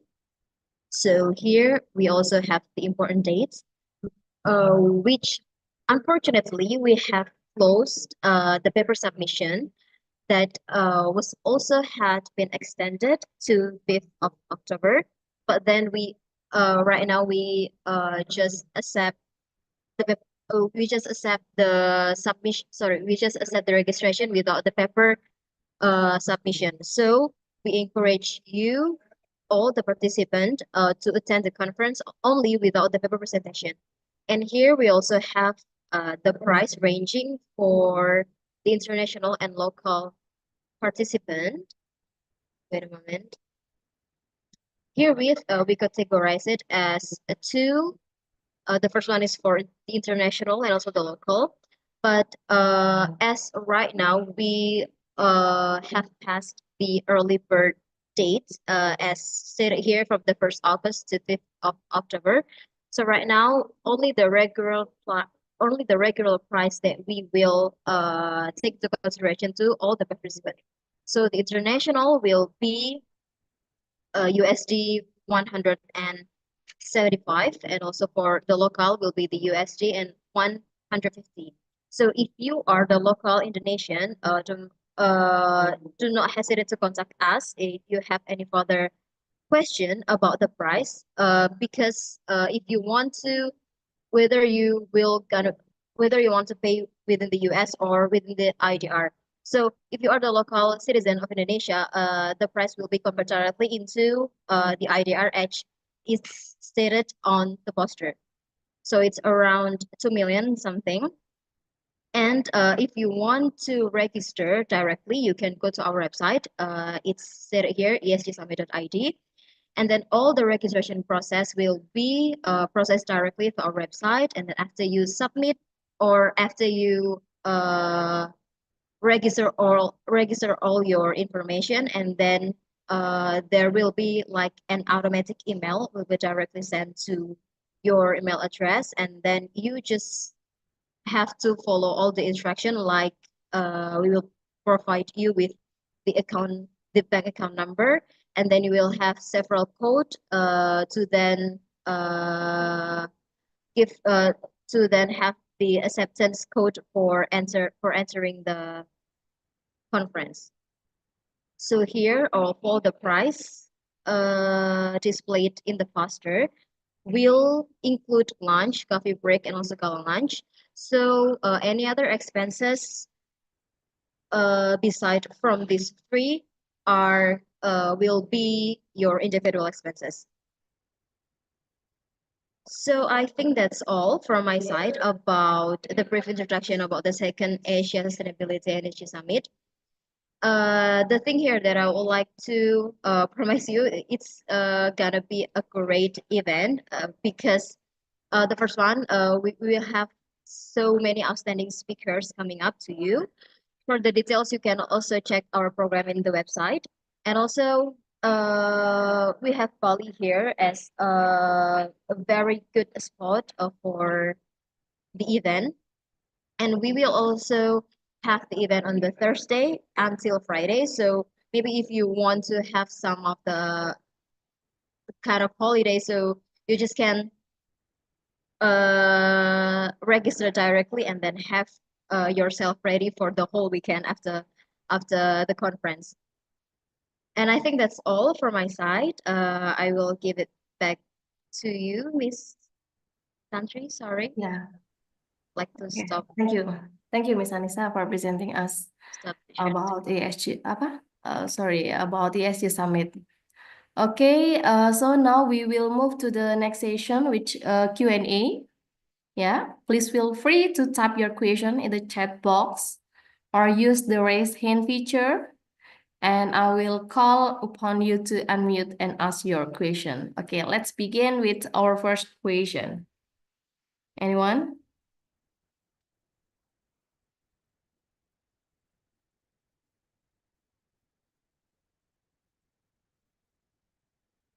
Okay, is there any question?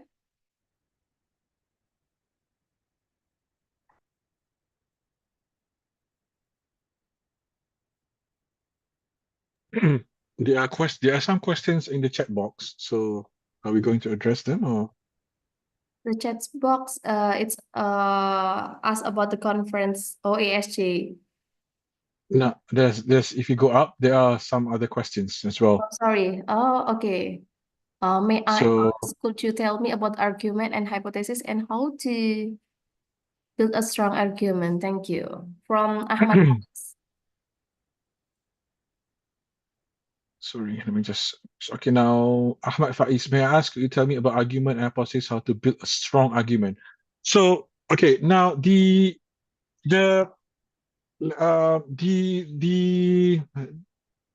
mm, so okay, what we have discussed today is a general overview, is what hypothesis should look like. Okay, so that is something that I think you need to understand what we are trying to do here today. But once you want to develop a very strong argument, one, you need to develop a strong argument nevertheless. What is your based on your predicted relationship? Okay, so what I'm trying to say is that you still need to develop a sound argument regarding what you are going to predict. Let's go back to the example of board independence and firm performance. So you need to actually develop an argument to suggest that how would board independence impact firm performance. So the keyword there is how. Okay, the keyword there is how. Macam mana, bagaimana kan? Is that in Indonesia as well?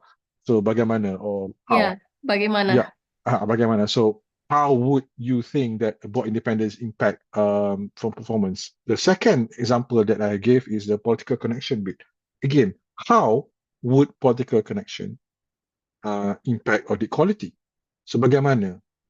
So if you look at the paper by Prof. Iman, he discussed about military connection and how would military connection impact the auditor's choice. So that is the key argument there. Okay, now another thing is you must not deviate your argument away from your research question. So itu pun very very important. So it's like a framework, your research question. So you don't go beyond that. So you don't have to. You can, but you don't have to. So for example, okay, board independence and firm performance. See, you found 5 10 papers that investigate board independence and performance, but you found say 3 to 4 papers that investigate board independence and investment efficiency. So the theoretical arguments there would be very, very similar on how would board independence impact investment efficiency positively. So you can also use those kind of arguments, provided that it does not deviate from what you want to achieve. So that is very, very important. So if you have heard my explanation there, I have not once mentioned about developing a strong argument using findings. So please don't do that. Ahmad Faiz ada di sini ke? Ada. So yeah, he's here. So please don't do that ever. So okay, now you say that okay, there is a positive relationship between board independence and performance. You mentioned that argument, you've developed a theoretical argument, then you say, okay, because of this paper that I've read, say 5 10 papers, all have found a positive relationship, and hence I predicted that. So please, so please don't do that. Someone has shared the. So please don't do that. Okay. All right. Okay. Okay, Ahmad Faiz, have I Clear, addressed Ahmad your Faiz? question? Ahmad Faiz, have I addressed your question? You can unmute yourself, say yes or no. Hello, Ahmad Ahmad Faiz, Fa- it's okay? Okay. Wait, maybe next question. So That next question here. Next question. from Hari. Yeah, Hari. Hari tanya Good afternoon. about the topic. So I wouldn't. Okay, now this is beyond this particular talk, but this is quite simple. You okay, this is my advice to students or any of the students here listening to this talk. So the most important thing, okay, regardless whether you're a PhD student, of course the level of PhD students you would need a higher level, but now in essence you need to familiarize yourself with the say Indonesia's institutional background. That is important. Period. So that is important. Contoh ya, you all pun guna contoh kan? Example, okay, Malaysia is a common law country. Indonesia is a civil law country. Malaysia is a it's a constitutional monarchy. Indonesia has a presidential system. Correct? Someone say yes or no. So am I right? Okay. So then you also have political connections. We also have political connections. Indonesia's political connection is very different from ours because you also include military connection as well. We don't. Malaysia don't have that kind of connections. Okay, now what I'm trying to say is that it's quite simple to develop a research if you have a knowledge on the background. Okay, now the question is saying that about fintech and stuff. Fintech. So yeah, fintech is, well, provided you have the data. I'm not very familiar with fintech, so you cannot ask me. I'm not sure whether you have access to cyber risk data. That is quite important subject at the moment. There is databases. I'm not sure whether the center could provide you with a cyber risk data. So like us at Curtin University, we do have access to that kind of data pertaining to cyber risk. That is also quite important as well.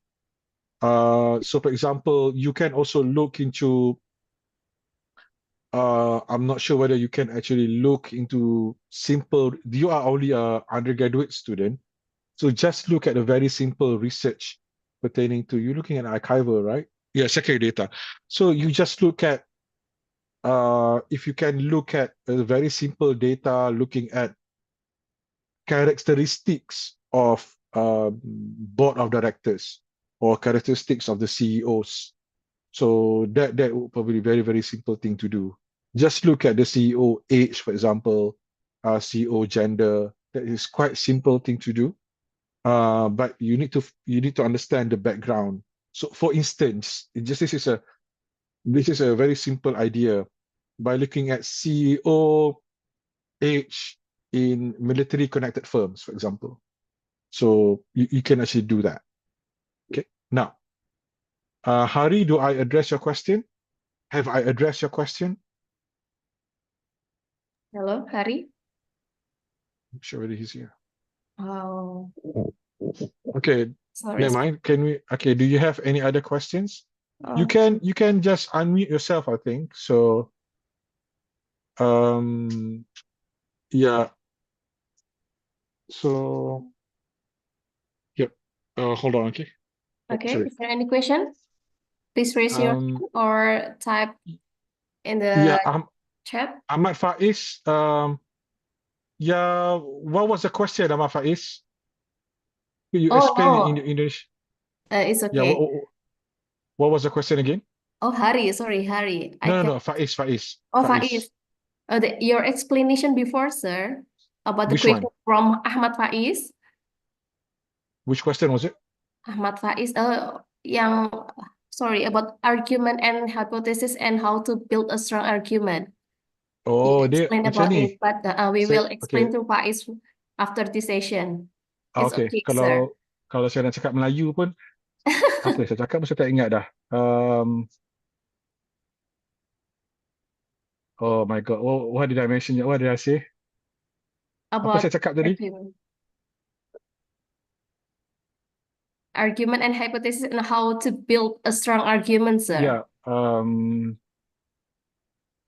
Astaghfirullahalazim. Sorry, my daughter was here just now. Saya terlupa nak cakap apa dah.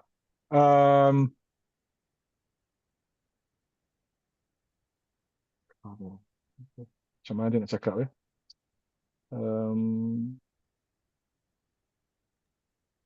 I'm sorry, sir. May I Yeah. help you to remind that you said before for Okay. Ahmad Faiz? You explain the example for argument about the difference between political connection in Malaysia and Indonesia. You mentioned it Oh, before, okay. for example. Okay, so alright. Thank Okay, you. dia macam ni. Saya cuba. I can't promise, saya tak janji.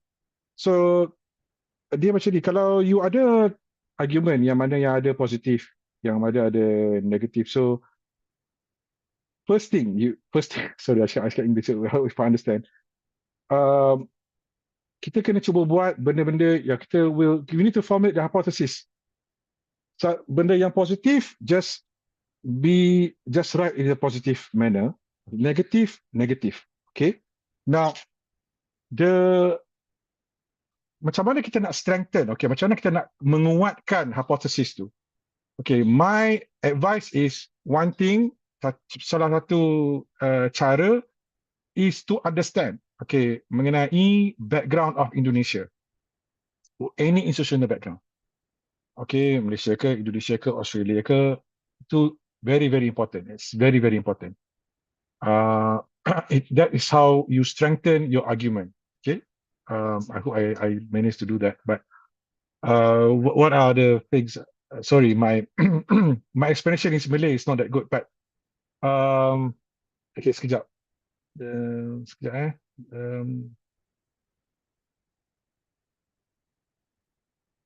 Okay, yeah, sorry. Lagi satu. Okay, now. Sorry, bila kita tulis hipotesis, kita tak boleh tulis or avoid findings.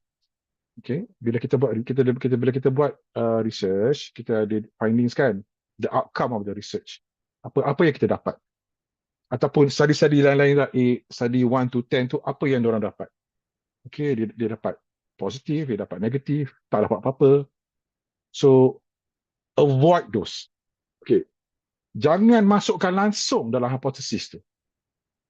Don't put that at all. Just buang, tolak ke tepi. So, don't do that. Okay? Then that will be a good enough on how you can actually structure your hypothesis. Okay. Alright. Apa lagi? If you have any questions, you can just unmute yourself and ask me, inshallah. I'll try to address.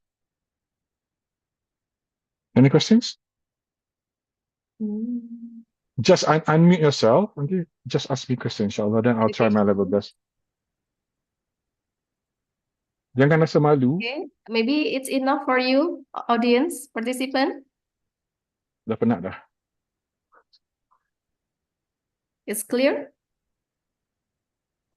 Okay, how about Dr. Effiezal? It's maybe there is explanation again, or I close this session, or maybe Just a couple of things. I think moving forward, when you work, it's okay. The mistakes I often see is a couple of things. I have to stop my video, okay? Couple of things. Okay, the common mistake first is student or authors do not differentiate between an hypothesis and a literature review. Okay, some papers some papers that I've read that went through me, they don't even have they say they have a hypothesis development, but they don't have a theoretical arguments. That's the first mistake. Second mistake, they often associated their theoretical arguments with findings. That's the second mistake. Dua benda ni, if you avoid, you will get you will have a good paper. If you manage to differentiate between hypothesis development and literature review, and you avoid your findings, you'll be fine. So those are my two advice if you want to conjecture a proper hypothesis section. Okay, I think that's all. That's all for okay. me. Okay, that's all. Mm. I hope all questions from the participant have been answered well and clearly. And the last, I like to say thank you to Dr. Effiezal for sharing your knowledge with us in today's Thank you. event. And of course, I like to say thank you for all the participants that joins today's event. We have just learned about the purpose of hypothesis development, the differences between literature review, and etc. I think it was clear and insightful. After this, we will have a photo session. So ladies and gentlemen, if you don't have any issue, you may turn on your camera for the group photo session. Okay, please turn on your camera. Let's take a group photo to capture today's moment with Dr. Effiezal. Okay. The admin, are you ready to capture this moment? Hello?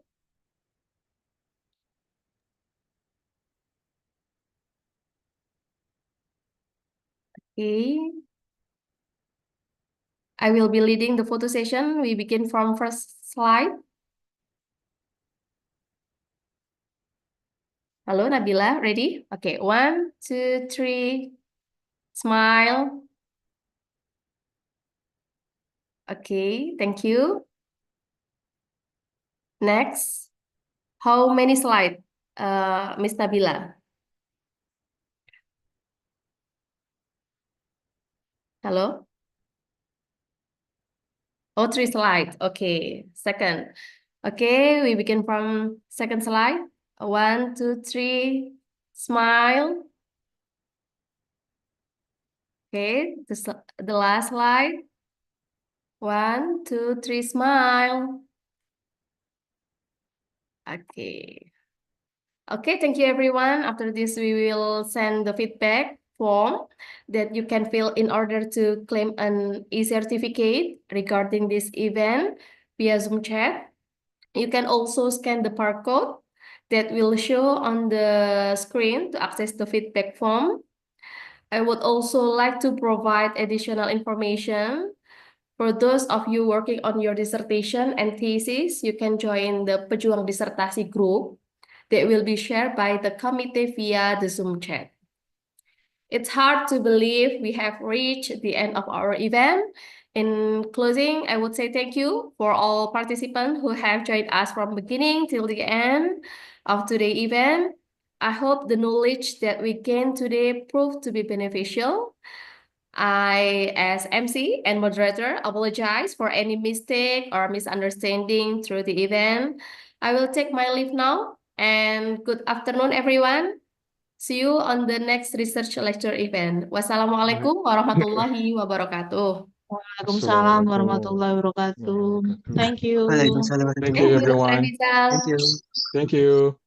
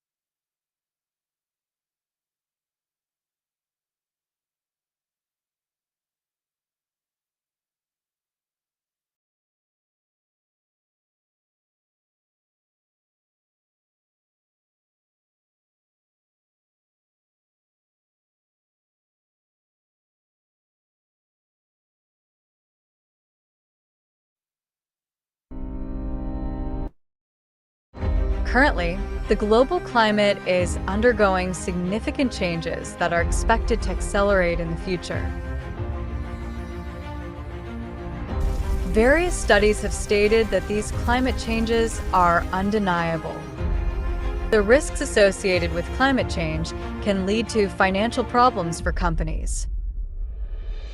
To achieve a more sustainable future, leaders need to collaborate and build partnerships in facing these complex challenges. Therefore, the second Asia Sustainability and ESG Summit is being held as a platform for stakeholders from across Asia, including academics and ESG practitioners from various industries, to discuss and exchange ideas in the effort to build a more sustainable future.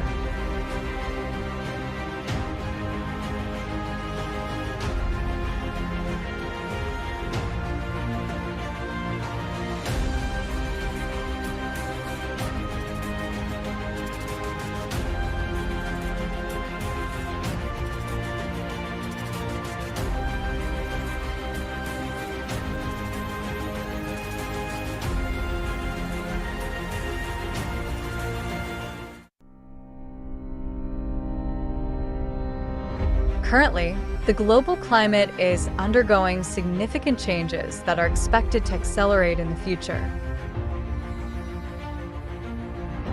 Various studies have stated that these climate changes are undeniable.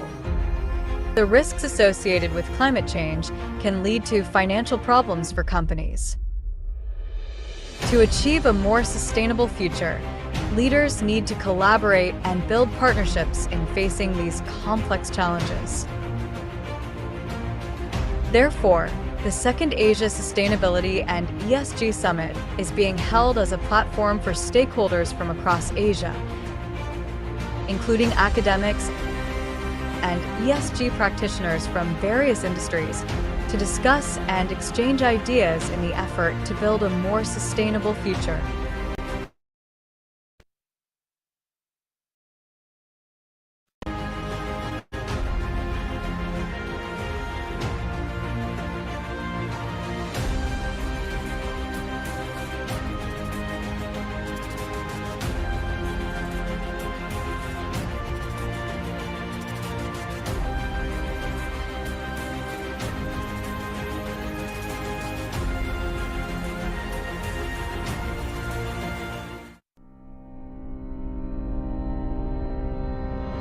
Currently, the global climate is undergoing significant changes that are expected to accelerate in the future.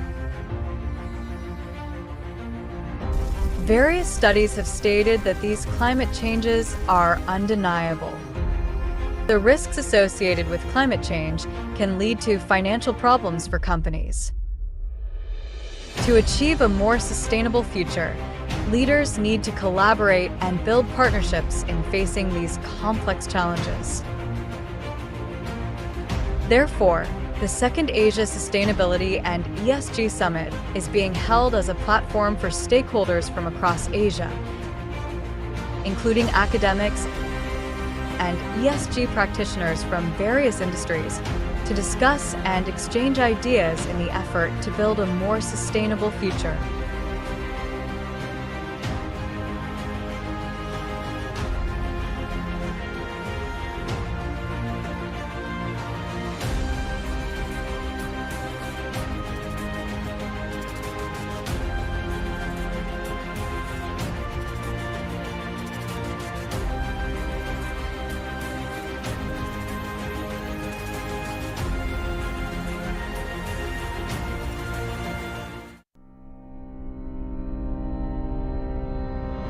Currently, the global climate is undergoing significant changes that are expected to accelerate in the future. Various studies have stated that these climate changes are undeniable. The risks associated with climate change can lead to financial problems for companies. To achieve a more sustainable future, leaders need to collaborate and build partnerships in facing these complex challenges. Therefore, the second Asia Sustainability and ESG Summit is being held as a platform for stakeholders from across Asia, including academics and ESG practitioners from various industries, to discuss and exchange ideas in the effort to build a more sustainable future.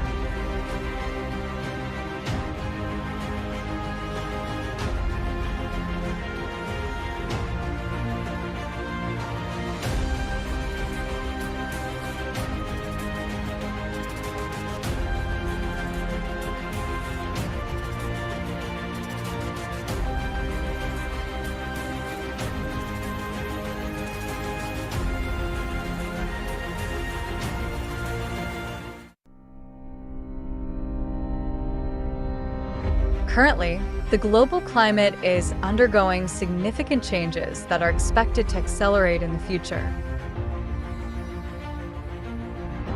Various studies have stated that these climate changes are undeniable. The risks associated with climate change can lead to financial problems for companies. To achieve a more sustainable future, leaders need to collaborate and build partnerships in facing these complex challenges. Therefore, the second Asia Sustainability and ESG Summit is being held as a platform for stakeholders from across Asia, including academics and ESG practitioners from various industries, to discuss and exchange ideas in the effort to build a more sustainable future.